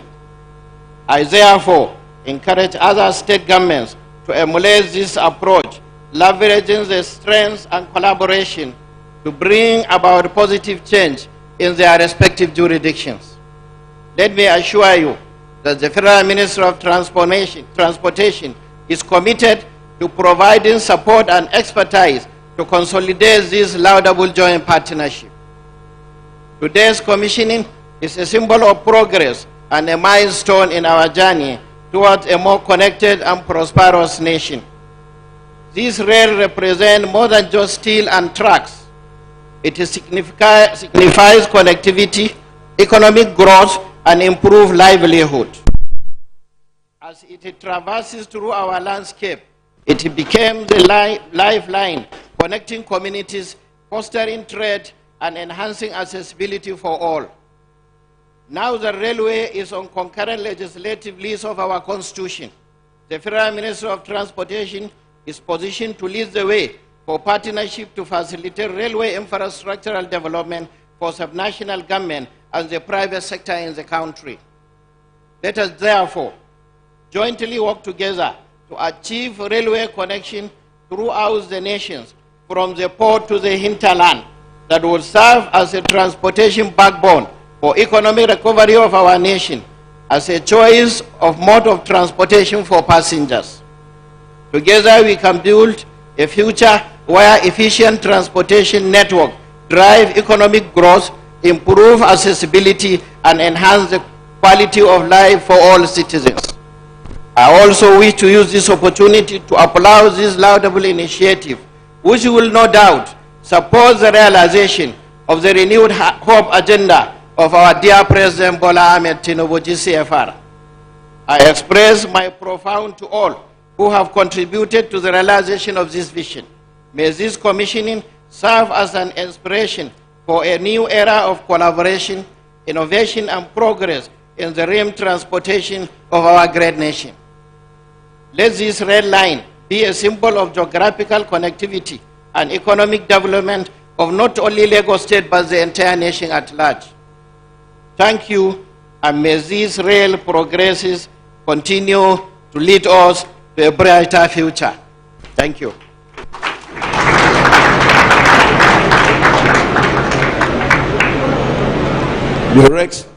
Your Excellency, Mr. President, sir, Your Excellencies, governors here present, it is now time to listen to a man with the distinction of successfully completing the Red Rail Line less than 3 years after the groundbreaking ceremony. In addition to successfully completing and deploying the Blue Line Rail, in addition to several life-impacting projects, he is tireless, innovative, and pragmatic. Please join me as I respectfully invite our own Mr. Celebo, the Governor of Lagos State, Mr. Babajide Olusola Sanwo-Olu. Thank you very much. Thank you. Please be seated. Thank you very much. I can feel the excitement in the halls, both here and the halls below. I want to extend our greetings to all of you. My leader, my father, the President of the Federal Republic of Nigeria and Commander-in-Chief of the Armed Forces, Senator Asiwaju Bola Ahmed Tinubu, GCFR. My darling wife, thank you very much for your support. My brother governors that are here, Governor of Kwara, Governor of Imo, Governor of Ogun, Governor of Borno, Governor of Ekiti, Governor of Kogi, Deputy Governor Nasarawa, thank you all very, very, very much for coming. Your Excellency, Mr. Deputy Governor and his darling wife, thank you for your support and collaboration. Members of the National Assembly, starting with the Chief of Staff, to the President, the former Speaker of the House, I want to acknowledge you, and through you all NEC members, FEC members, the Honorable Minister, members of the National Assembly that are here, thank you very much. My Speaker in the Lagos State House of Assembly, thank you very much. Your Excellencies, the various ambassadors of the various missions that are here, thank you very much. But to thank the ambassador of the People's Republic of China, thank you very much. All our traditional fathers that are here, thank you very much. Our political leaders, especially the GAC members led by Prince Tajuddin Oluyole Olusi, our captains of industries that are here, I want to respectfully adopt the very well established protocols that have been adequately and respectfully made by the MC. I give God Almighty, the giver of life, the one that is, that was, that will always be. I give God the glory for bringing all of us here today and for making today's event not only a landmark event in Lagos, but for giving all of us the ability to see today's goodness. So I thank God Almighty for bringing all of you here today. Mr. President, exactly 9 months ago today, May 29, 2023, today is February 29th, 2024. It's no coincidence because February 29 happens once every 4 years. Today, 9 months ago, you swore as the President and Commander-in-Chief of the Armed Forces of the Federation of Nigeria.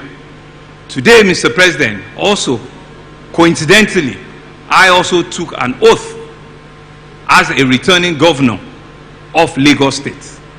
Today marks, indeed, a day that history will not forget in a long time. But I know too well that history will be kind and be fair to you, because today is not just an ordinary day. It's not just a day that we're thinking in the calendar. It's a day that God has ordained, because by sheer coincidence, we are celebrating 9 months in office, and we're seeing, and we can begin to see what those 9 months have been for you. It is by sheer luck of poetic destiny you are here today, exactly 9 months after that swearing in, to breathe into life a vision that you started, a vision of progress, a vision of connectivity, a vision that is people-driven. As our governor 20 years ago, you breathed that vision. But today, as our president, you are here to see that vision come to reality. We want to thank God for your life. We want to know you to know that it's been a tough 9 months. But we are convinced, because we know of what you are made of. We know what capacity, what capability you are made of. Because Lagos can continue and is continuing to sing all of that. The country might be going through a lot, but we are convinced, given your sheer determination, given the audacity that you have, given your purposeful vision for this country, that by the time the story of this nation is being told, you, Mr. President, history will be fair to you. And it's no doubt that this moment is for Lagos. It's not just about us. It's about the teeming 25 million Lagosians that have believed and have held on to that vision. Indeed, today's event is the culmination of a long and painstaking journey of reforming our transportation sector. In the year 2003, you, Mr. President, established the Lagos Metropolitan Area Transport Authority, LAMATA, to coordinate and oversee transport policies and programs in Lagos State. Just December, 2 months ago, we celebrated LAMATA's 20th anniversary. I uniquely was privileged to be part of your administration that birthed LAMATA 20 years ago. On that, you've allowed a seamless movement of people and fuel economic growth and development of our state. I stand here very proud to say that the Lagos State Strategic Transport Master Plan that outlines what those integrated rail system stood for, which are 6 rail corridors, 1 monorail, 14 BRT corridors, and over 20 water routes on vast network of what is today the tiniest, smallest state in our country called Lagos State.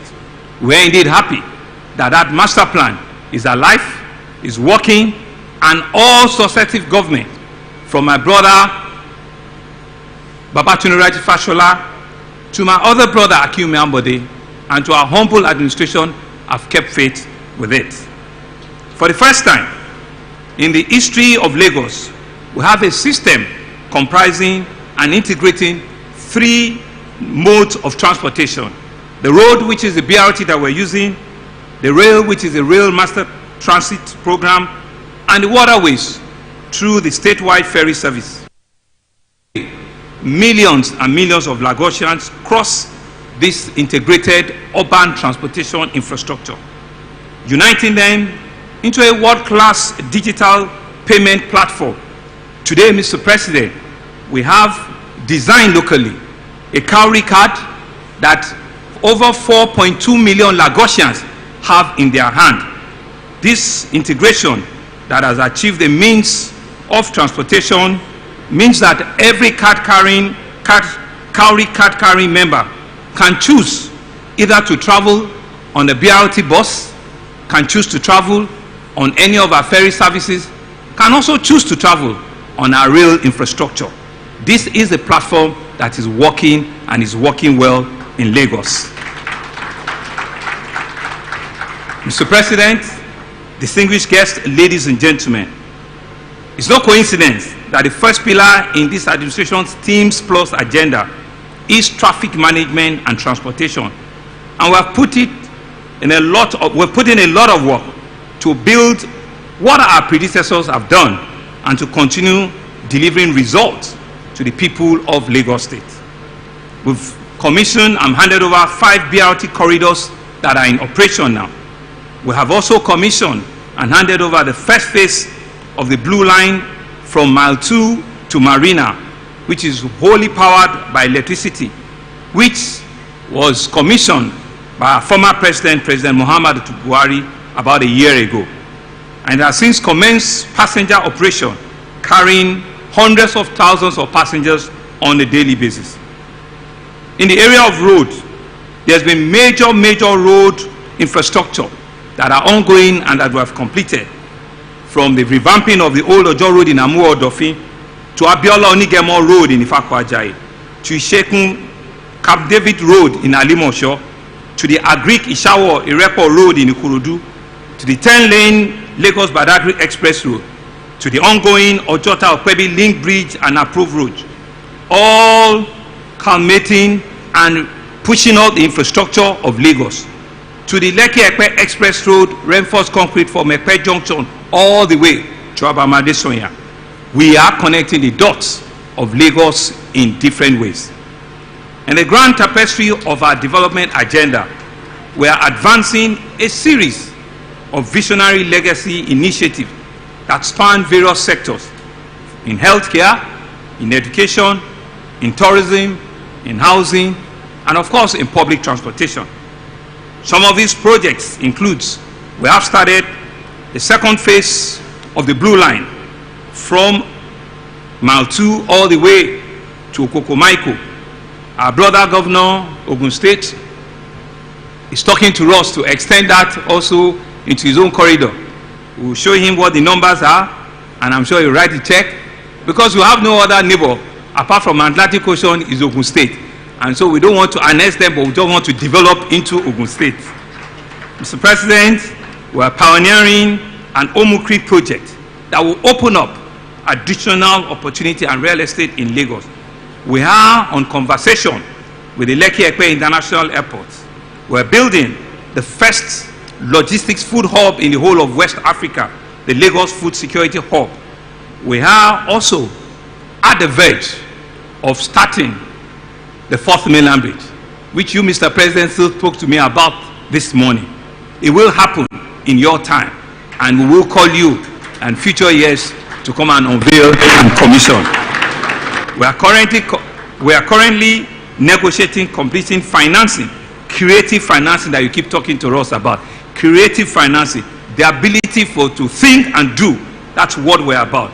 And by the grace of God, we will not stop at anything to achieve this. All these major projects we've outlined is to add to the multiple of inner roads, bridges, and junctions that we have completed and that millions of Lagosians are currently enjoying. Each of these projects, we believe, is a cornerstone in our unwavering commitment to furthering prosperity, the future of Lagos and its esteemed citizens.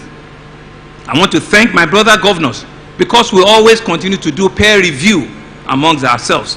We've had several of other sub-national that have come to listen and learn from us, and we're also listening with them. There's the G2G collaboration that we're working with Kwara, we're working with Niger, we're working with Nasarawa, and that's why all of them are here, so that we all can indeed ensure that we're developing this country concurrently at our various subnationals.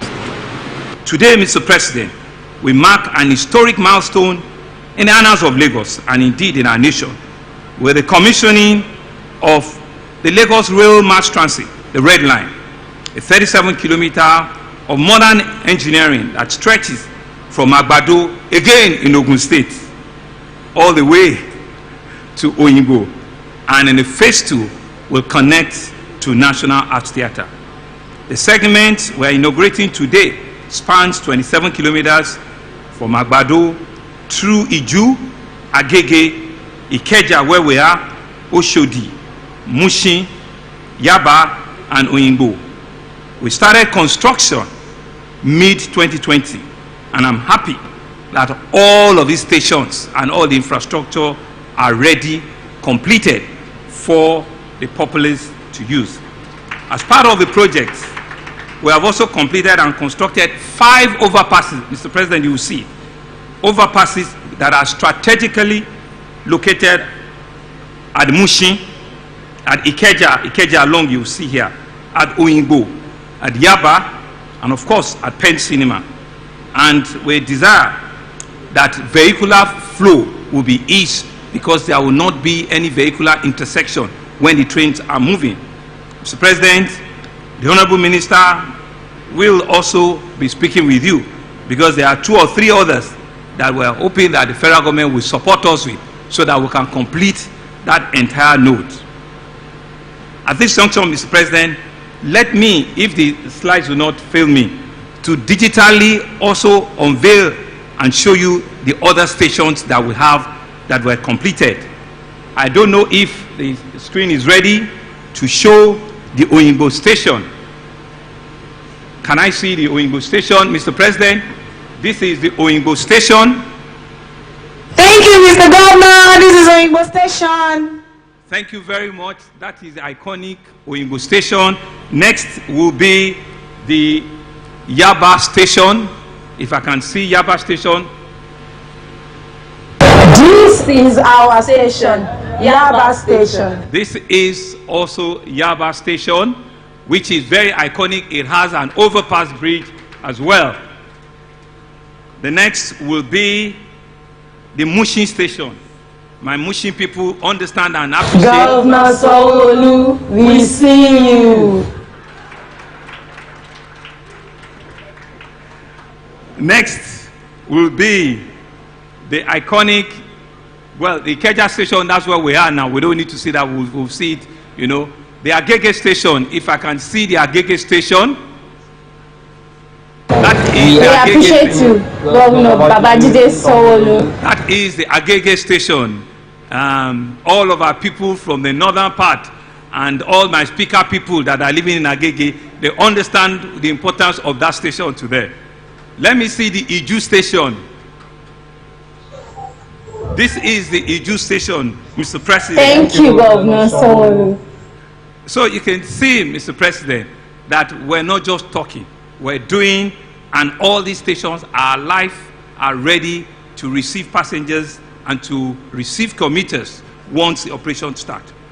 Mr. President, thank you very much. And in pursuant of our operational excellence, and we're steadfast committed to enhancing the life of our citizens, the launch of the Red Line commenced with introduction of cargo train that were procured last year all the way in America. We have also additionally procured 3 sets of GWR rolling stock from the United Kingdom in 2023. And just a few weeks ago, to bolster our capacity and to show the unwavering commitment of our president, I was in China to finalize the procurement of additional 6 rolling stock for the Red Line and the Blue Line. And please give Mr. President a round of applause. He has supported us in achieving the procurement of those rolling stock. Thank you very much, sir. We are indebted to you and we're indeed grateful for your support. At full capacity, the phase 1 of the Red Line will transport 250 passengers daily, and this will grow to a total of 750 passengers when it is fully in operation with all the complementary rolling stock that is required. I stand here with a lot of gratitude for my predecessor, His Excellency Babatunde Raji Fashola, SAN, CON, for starting the construction at that time of the Blue Line, and his worthy successor, His Excellency Mr. Akim Ambode, for his insightful and indelible contribution at pushing that rail construction on the Blue Line. Your service to Lagos will continue to be greatly appreciated. I must also mention the role played by the Central Bank of Nigeria at helping to galvanize local funding through the differentiated cash reserve ratio. The three banks supported us extensively on the red line: United Bank for Africa, the First Bank PLC, and the Zenith Bank PLC. I think they deserve a round of applause. The red line will share tracks with the Nigeria Railway Corporation, NRC, service from Lagos to Ibadan. We therefore want to thank our former President Goodluck Jonathan for signing off the sharing track agreement, and to thank very, very deeply the management and staff of the Nigerian Railway Corporation for supporting us, and to stand here and thank your minister, the Minister of Transportation, distinguished Senator Seidu Alkali, for your support, Mr. Senator, Mr. Honorable Minister, and for giving direction to Nigeria Railway Corporation, and to the great speech you have given to us here, that it's only when we work together as national and sub-national that we can realize the conversation of a real Nigerian story which Mr. President is leading. Thank you very much, Mr. Minister. Thank you very much, the NRC and all your staff, for collaborating with us. Mr. President, it is not the end of the story, but merely the beginning. As I said earlier, we're on a long and exciting journey. Much has been accomplished, but there's still a lot more that we need to do ahead of us. There are a total of 6 lines that we have on our Lagos rail mass transit system when fully developed. We have already started preliminary works on the next 2 rail projects, the Green Line and the Purple Line. The Green Line is a 71.4 kilometer rail from Marina all the way to the Lekki Free Trade Zone, one of the fastest growing industrial areas of our country, of our continent, that you, Mr. President, also birthed about 22 years ago. And we're happy that we're taking this rail corridor to that place. And also, we'll be setting where the Lagos Lekki Epe International Airport also will be birthing. The Purple Line is a 54.35 kilometer rail from Ojo, close to Alasu, all the way into Mowe, again inside Ogun State, because we can't go anywhere. We have to continue to develop and push, our conversation into Ogun State. So these 2 rail projects are also at advanced stage, and we're pushing on the conversation. We have additional other ones, the orange and also the yellow lines, to contend with. Mr. President, in closing, I would like to once again commend the dedication of everyone involved in bringing this project to life. I want to thank the current Central Bank Governor, Mr. Oluyemi Cardoso, for his invaluable support that has rendered Lagos Rail on our infrastructure journey. I want to also thank, all the way from China, the president of CCCC Worldwide, Mr. Liu Win-Won, who I met on my last trip to China, who had given marching orders to CCCC to ensure that all other projects, rail and otherwise, with Lagos State are fast-tracked. I want to thank CCCC for their collaboration, for their engagement with us, and we're indeed happy that we can build, on all of its successes. Mr. Jensen Zen, the current chairman of CCCC in Nigeria, we're proud with our engagement, we're proud with our working relationship.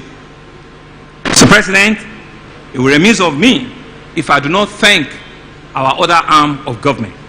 I want to extend our arm of thanks with the collaborative effort we have with the Lagos State House of Assembly. Today, that house is run by the Speaker himself, Dr. Mudashiru Ajayi Obasa, with 39 others, and they see themselves as a supportive arm of the executive. They continue to work with us, they continue to engage with us, and they continue to ensure that whatever it is that we need to do together on the Lagos journey is realizable. We want to thank you, Mr. Speaker.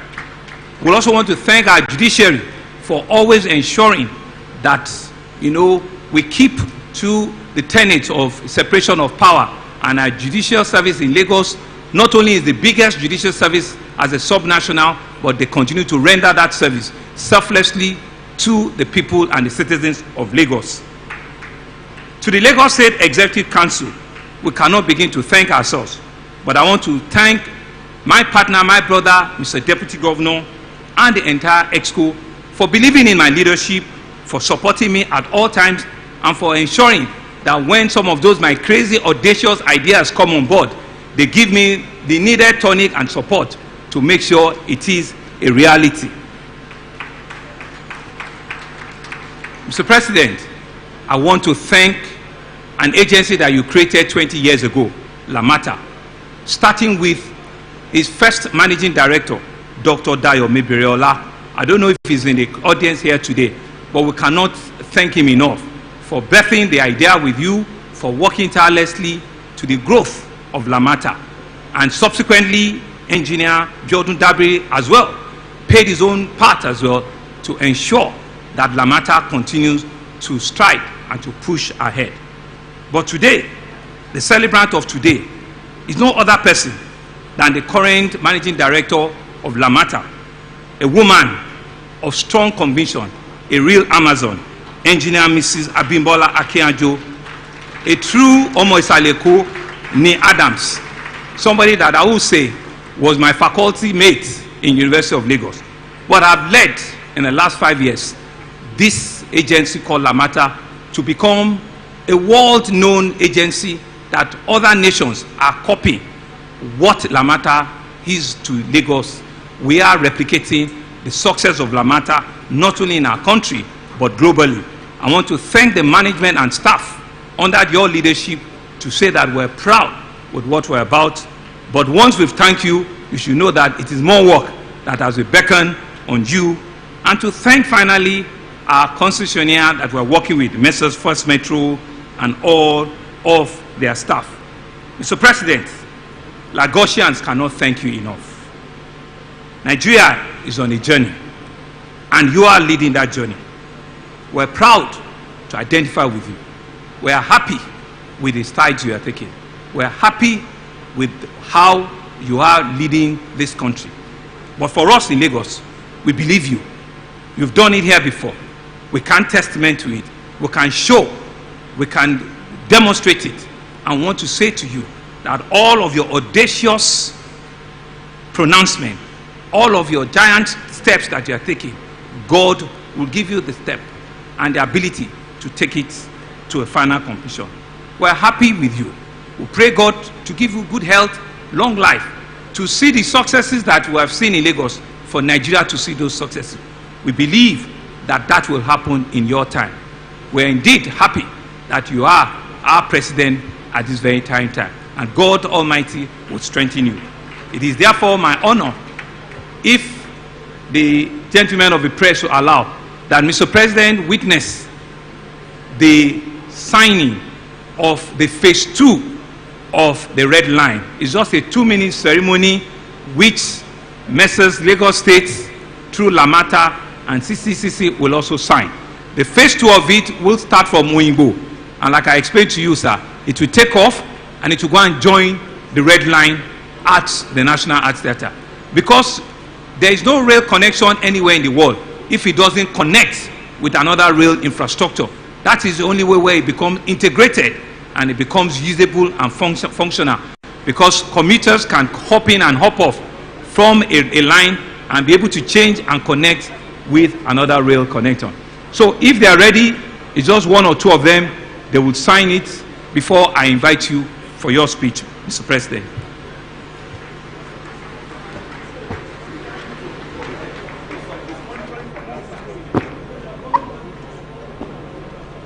gentlemen of the press, please let's create a pathway. Those signing are MD of Lamata, Engineer Mrs. Abimbola Akinjo, as well as the chairman of CCECC. While to witness the signing is Mr. Governor, as well as the president of CCECC worldwide. They will witness it.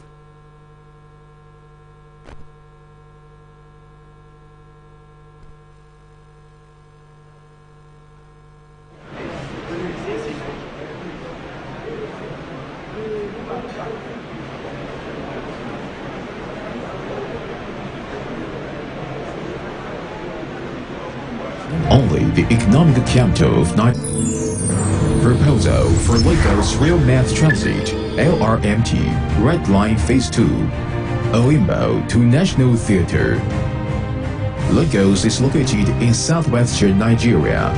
It's not only the economic capital of Nigeria, but also the largest city in West Africa, with a population of more than 20 million.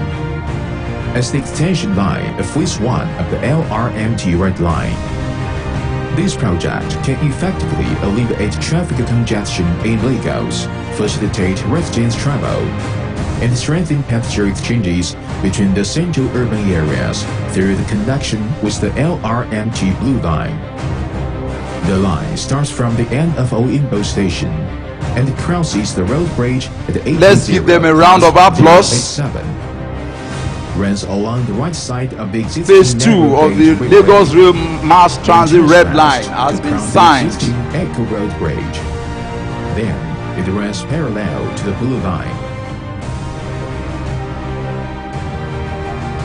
Next is to, after arriving at the elevated platform at the end of Red Line Phase 2, Red Line passengers can go down. The photo. Next is to respectfully invite a man that had the vision some 20 years ago. He created Lamata. He also laid the foundation for a greater and financially prosperous Lagos. And today, he has been entrusted with a renewed hope mandate that will make things better for all Nigerians. Distinguished guests, ladies and gentlemen, please let's welcome our father, our leader, the president and commander-in-chief of the Armed Forces of the Federal Republic of Nigeria, Bola Ahmed Tinubu, GCFR, Jagaban of Africa, the city boy.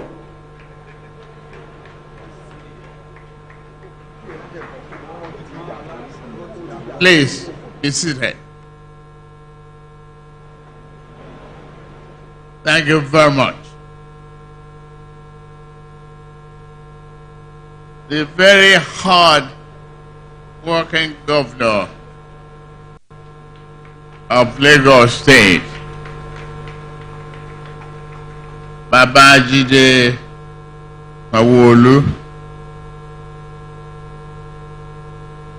the chairman of the governor's forum,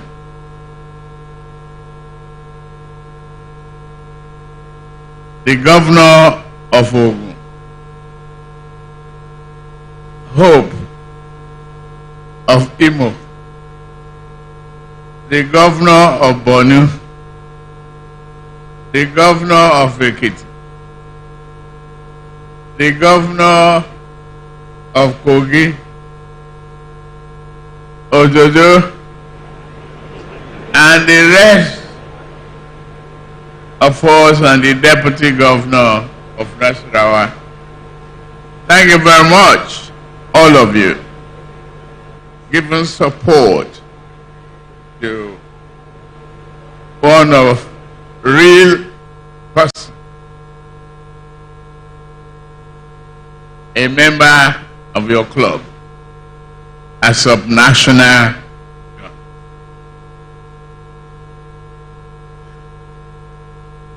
I Brad Clark, the chairman of the Governor's Forum, you may want to extend this corridor to Kwara.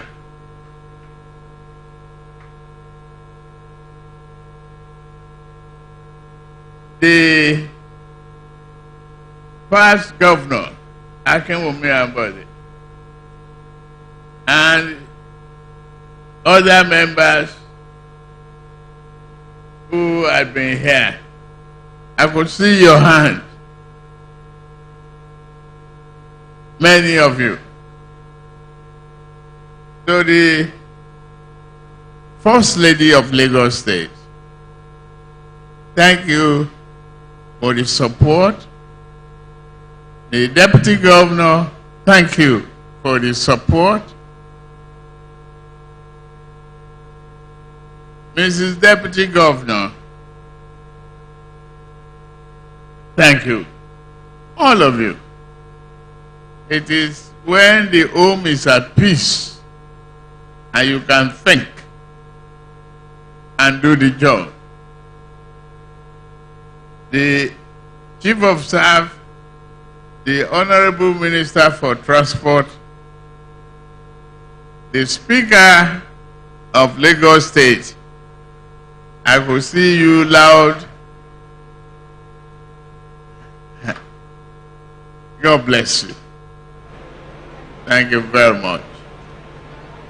Our leader, our uncle, Prince Oluyole Olusu. Thank you. To the diplomatic members here, and Chief of Staff to the President, former governors Akinwumi Ambode, members of diplomatic corps again, or captain of industry, one of our great leaders, Rasak Akani Okoya, is here present. Thank you for all you are doing for industrialization. All the senior government officials, from the beginning of Lamata, the transport community, this is the dream realized. Thank you all very much. The members of the media, I could see one of our construction guru of high-tech here present. Thank all of you for the good welcome home for me. Even though it's very short, from this venue I'm on my way to another national assignment. But still, and I enjoy being back. And I am happy I'm back.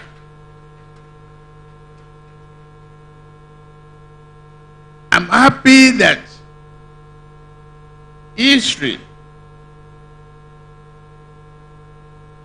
of Lagos will remember all of us. I will be kind. I am very, very happy indeed that today is a day to remember, and that infrastructural history of our country, and particularly Lagos, my Lagos, the center of excellence. Today is an evidence that it's good to dream, and it's a serious validation of democracy by the people, for the people. When you put people at the central focus of your vision and planning, you will realize the value of democracy. This is what we are here to do. Because 25 years ago, I was elected to lead Nigeria's most populous state, the smallest in land mass. Those were very different times, when all that existed here was suppressed and aborted potential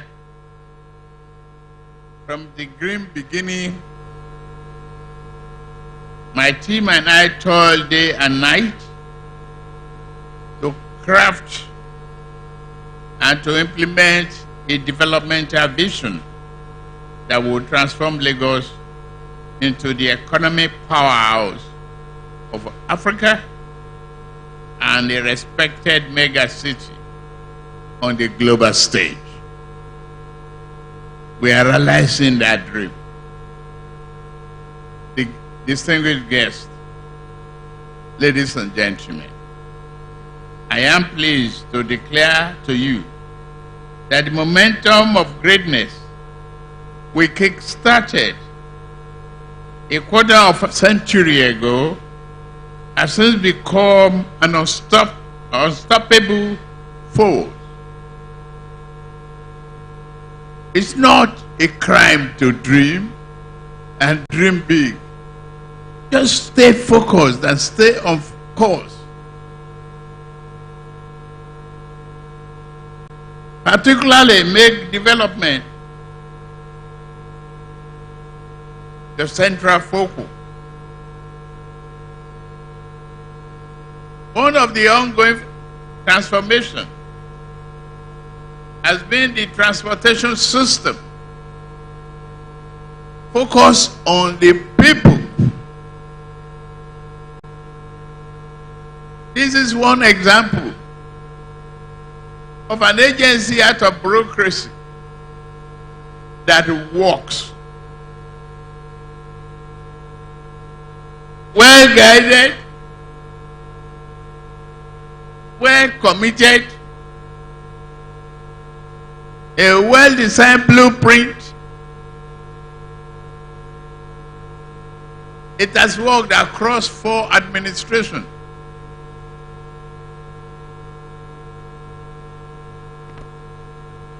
It's about the quality of leadership.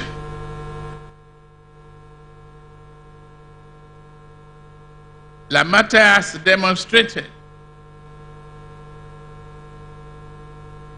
that agency can make to succeed and work for the people if implemented and guided with a vision.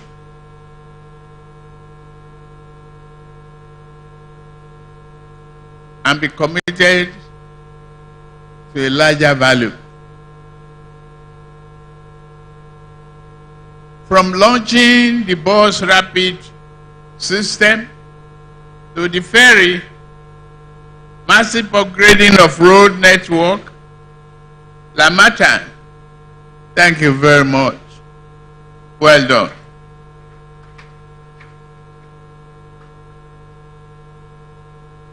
History of Lagos will be written with you in gold. I understand the digital payment system platform, single one, I can use for ferry service, use for rapid bus, the rail, but not for rice and beans.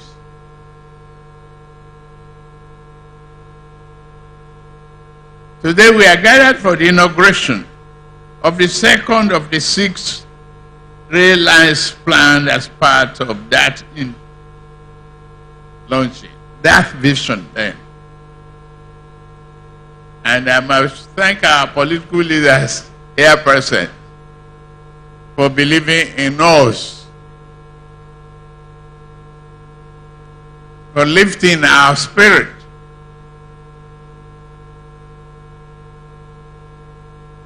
We said we can do it. You believe in us. We said it will be focused on the people. You believed in us. We say the people's life will end up being better. You believed in us. I could hear a lot of noises right now. I live with it. I asked for this job. I cannot complain. It's all about democracy.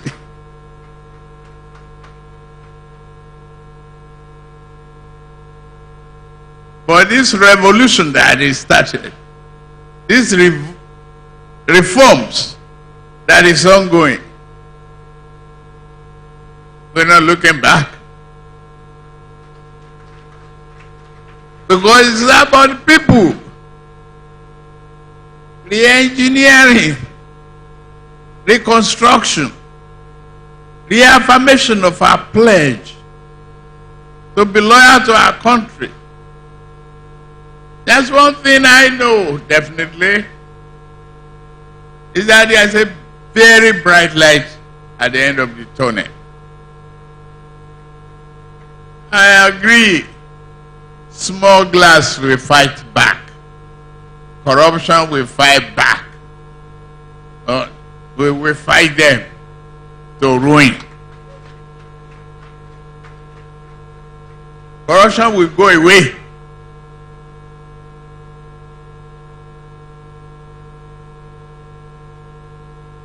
We save the money for you to educate our children, to pay for the healthcare system of our people, to pay for modern transportation system that work for highest number of people, not just few smugglers and bootleggers. The fight is on. We'll be on it. We're not looking back.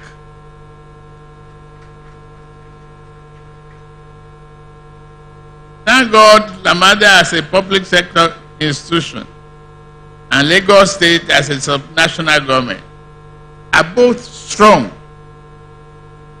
and constant. Constant reminders that true change is possible. I speak to Nigerians through this podium that change is possible and change we must achieve. Progress we must achieve. It's not about single individual. It's about the highest growing population in the world. Out of every 5 individual black-colored people is a Nigerian.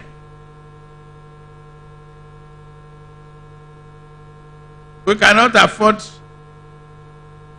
to relax the budget population.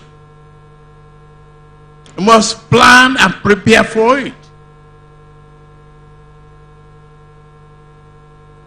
We must be committed to great value.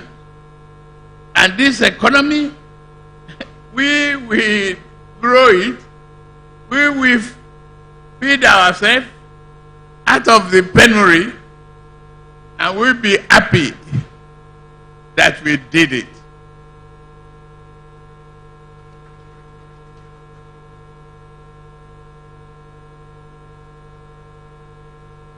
taking closer look at working on aviation. What is our problem? If it is corruption, we must exterminate it.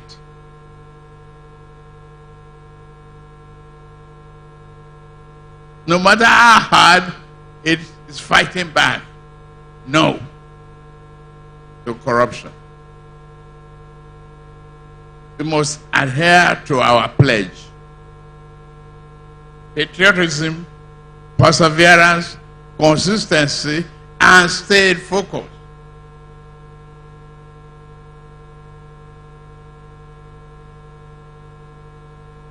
The National Transportation Minister is here. It is very critical for your ministry to collaborate further with subnational government.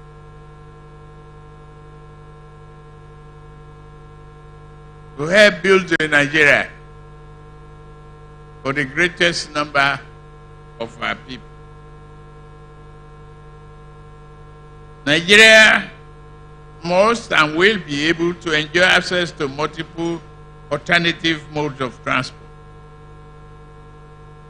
all of which are safe, efficient, and affordable. Let me again here commend the Lagos State government under Mr. Governor Babajide Sanwo-Olu for the giant strike.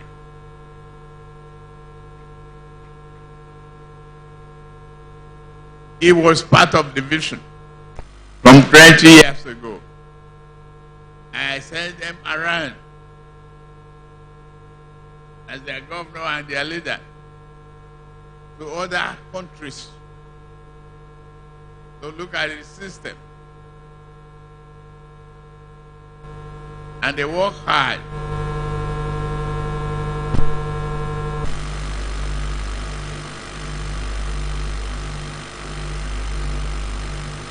I am delighted that as we inaugurate the first phase of the Red Line, we cannot afford to rest on our oars. There's much work still to be done at national and subnational level, and no room for complacency.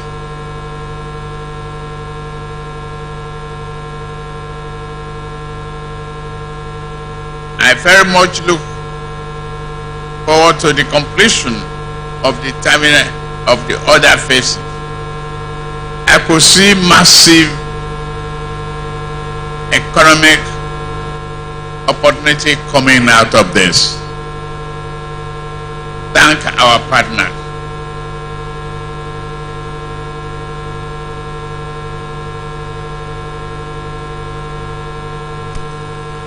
The hope is here. We have a governor in hope. And I'm standing before you, clinging to that hope, assuring you my belief that Nigeria will be out of economic problems. We just need to persevere, work hard,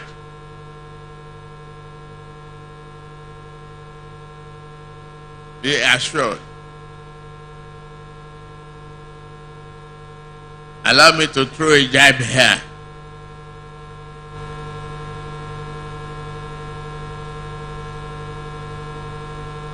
The labor union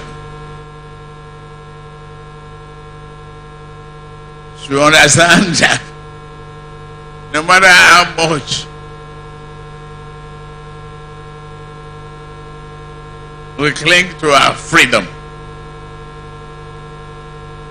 and rights, to call for strike within 9 months of an administration is unacceptable.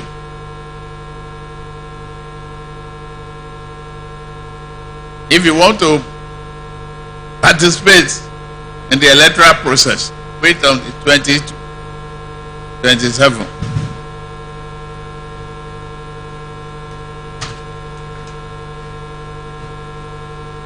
If not, maintain peace. You are not the only voice of Nigerians.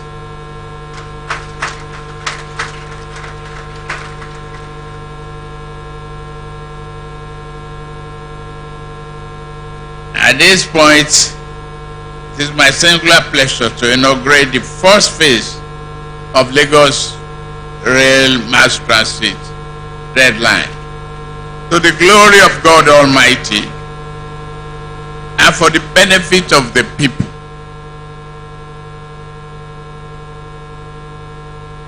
And watch the numbers going up. Today, I'm seriously honored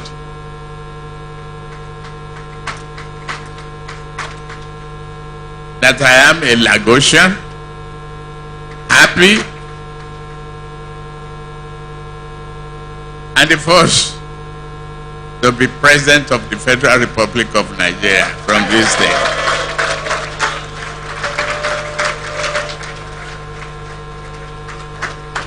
The promise is not to let you down.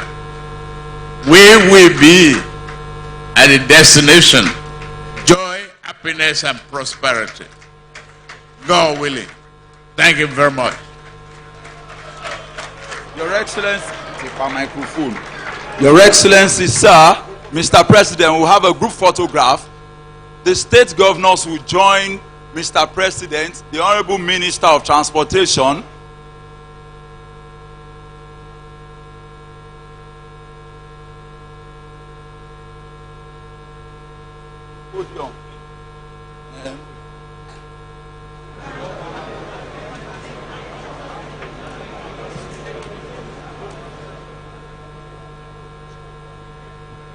The Deputy Governor of Lagos State to join them, sir.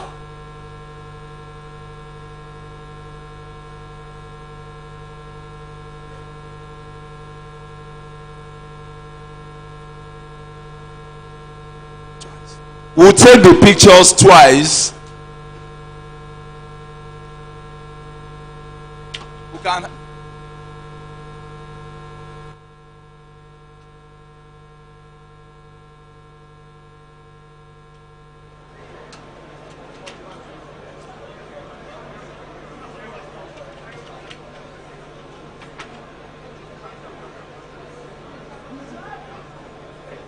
Governor, former Governor Ambode, sir. Your Excellency, please join them, sir.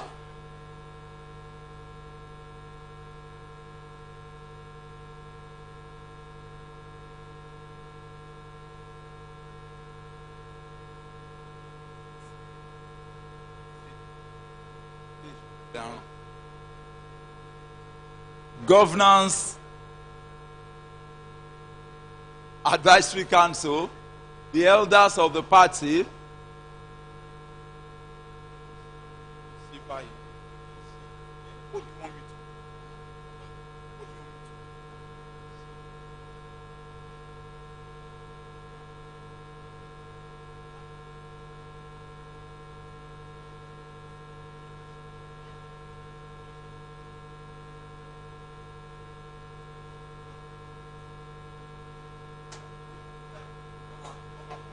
the diplomatic missions, head of the diplomatic missions.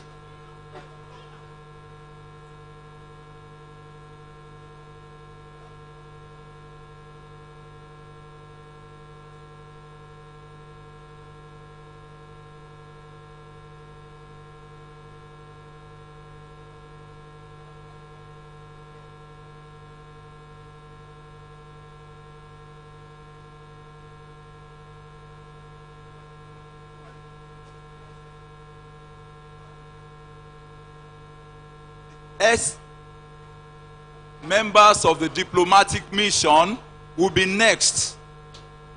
Ambassadors, high commissioners, consul generals,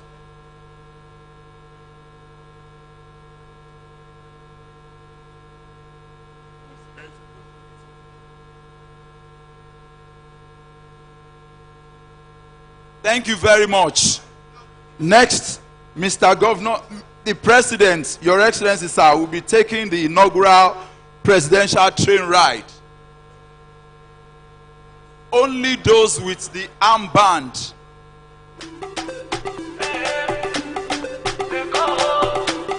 Only those with the armband will be boarding the train. Red, those with the red handband. Only those with the red handband.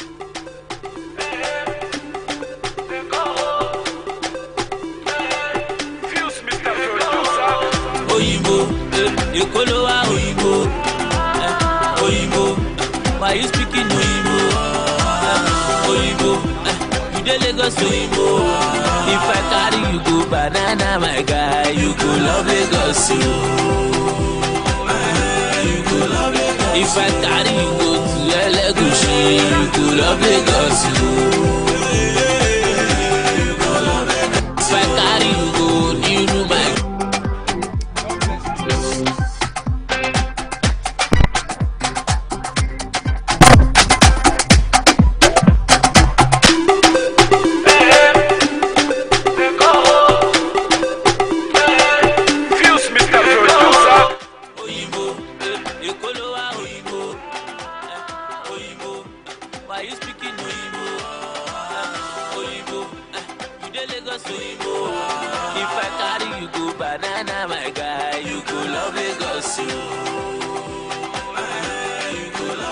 If I carry you go to Elegushi, you go love Lagos If I carry you go New my.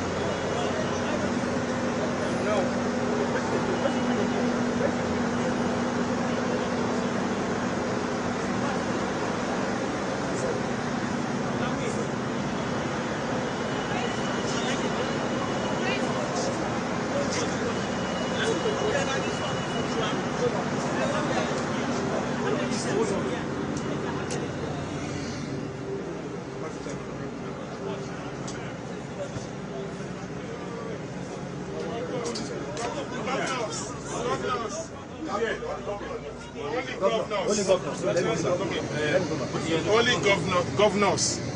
Coach Babada. Coach Babada inside the building. Sorry. This is sir.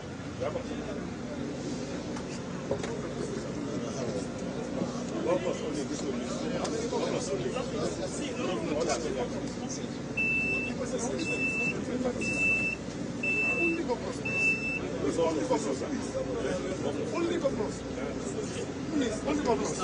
Excellence. My brother. Only governors. Well done.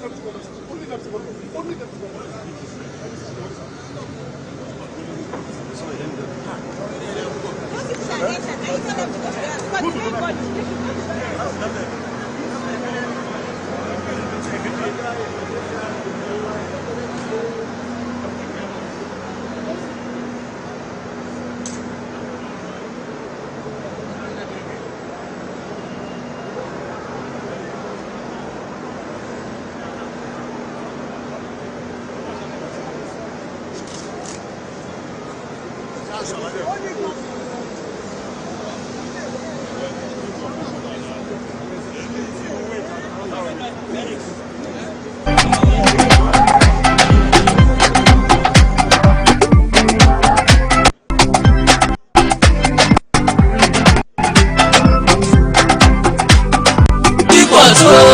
Oyinbo, Èkó ló wà Oyinbo, Oyinbo.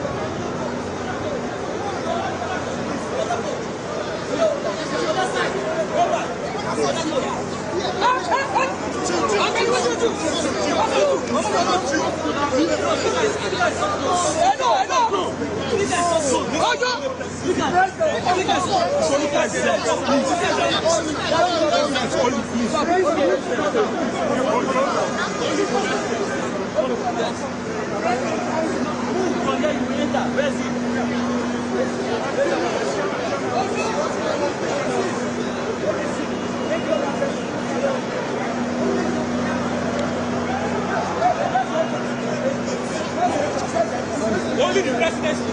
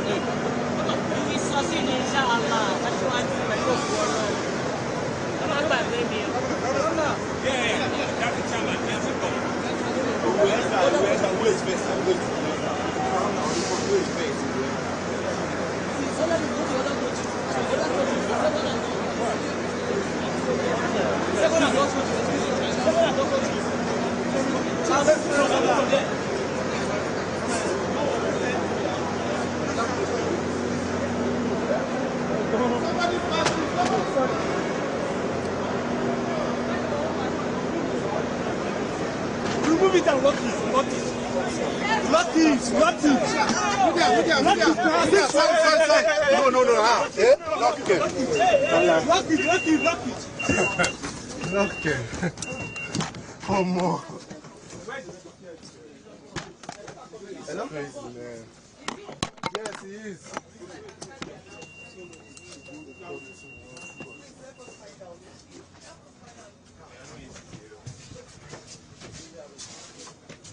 Is that what? Sorry. Yeah, I know yes is there. Hello, sir. Not strange again. Now she gets to what of by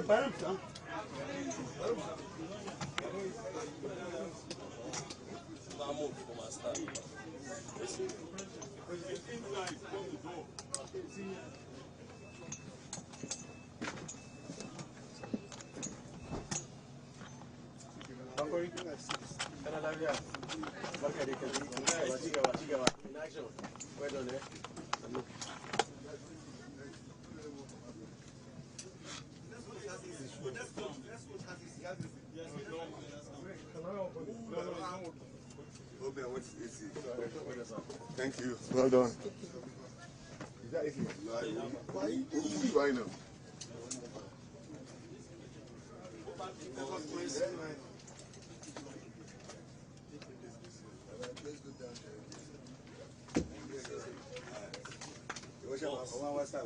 My leader. So I don't even know you. I'm in charge now. What do you say?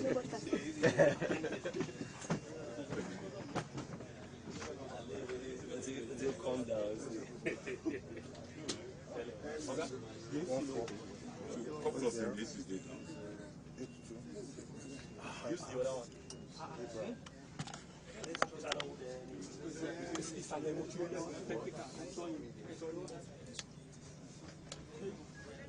technical. But it's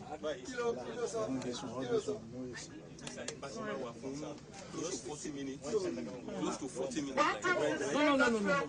We're going to go to on behalf of the Lagos State government headed by Mr. Governor, Mr. Babajide Olusola Sanwo-Olu, CFS, we welcome the President of the Federal Republic of Nigeria, His Excellency Bola Ahmed Tinubu, GCFR, Your Excellency, members of the Diplomatic Corps, State Governors, members of the National Assembly, Ministers of the Federal Republic of Nigeria, our own Deputy Governor, and the other Deputy Governors, our First Lady, party leaders, Your Royal Majesties and other dignitaries, to the inaugural ride of the Lagos.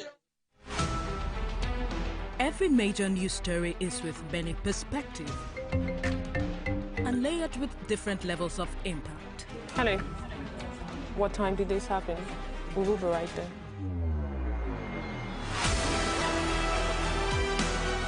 At TVC News, we follow the big and major news, gathering the facts, witnessing the outcome. I am here live at the aftermath of the approval of the new national minimum wage. We are TV Station of the Year, not just for breaking news, but for being first, fair and accurate. TVC News, first with breaking news.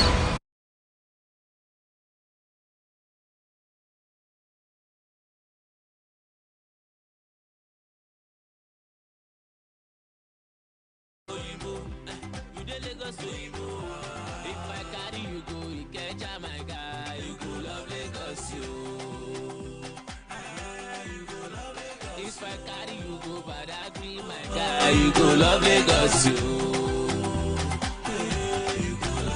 If I carry you go to Lagos Island, you go love Lagos, you. Ele Jabo, ele Tiko, ele Bajano.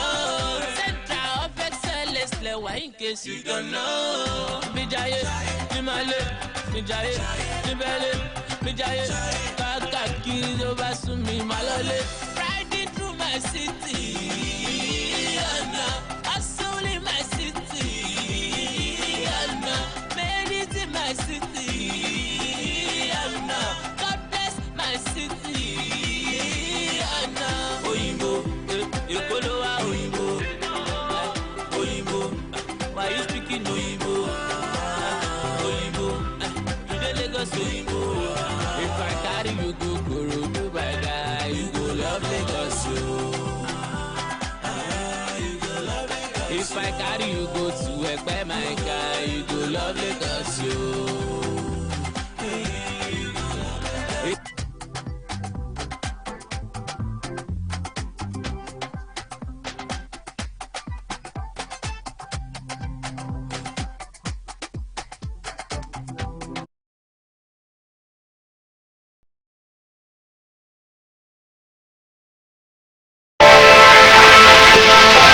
Every weekday on Business Nigeria, we uncover the secrets of the financial world, breaking down intricate economic and financial matters. We analyze the stock market, shares, bonds, and the thrilling world of cryptocurrencies. We unveil and analyze complex policies of the CBN and other government parastatals as they affect your everyday life, keeping you a step ahead every time. Okay, this is good. Facts matter. Our team dives deep to separate facts from popular opinion. We simplify complex government policies as it impacts your everyday life, helping you navigate the ever-changing financial landscape. Watch Business Nigeria every weekday at 2 p.m.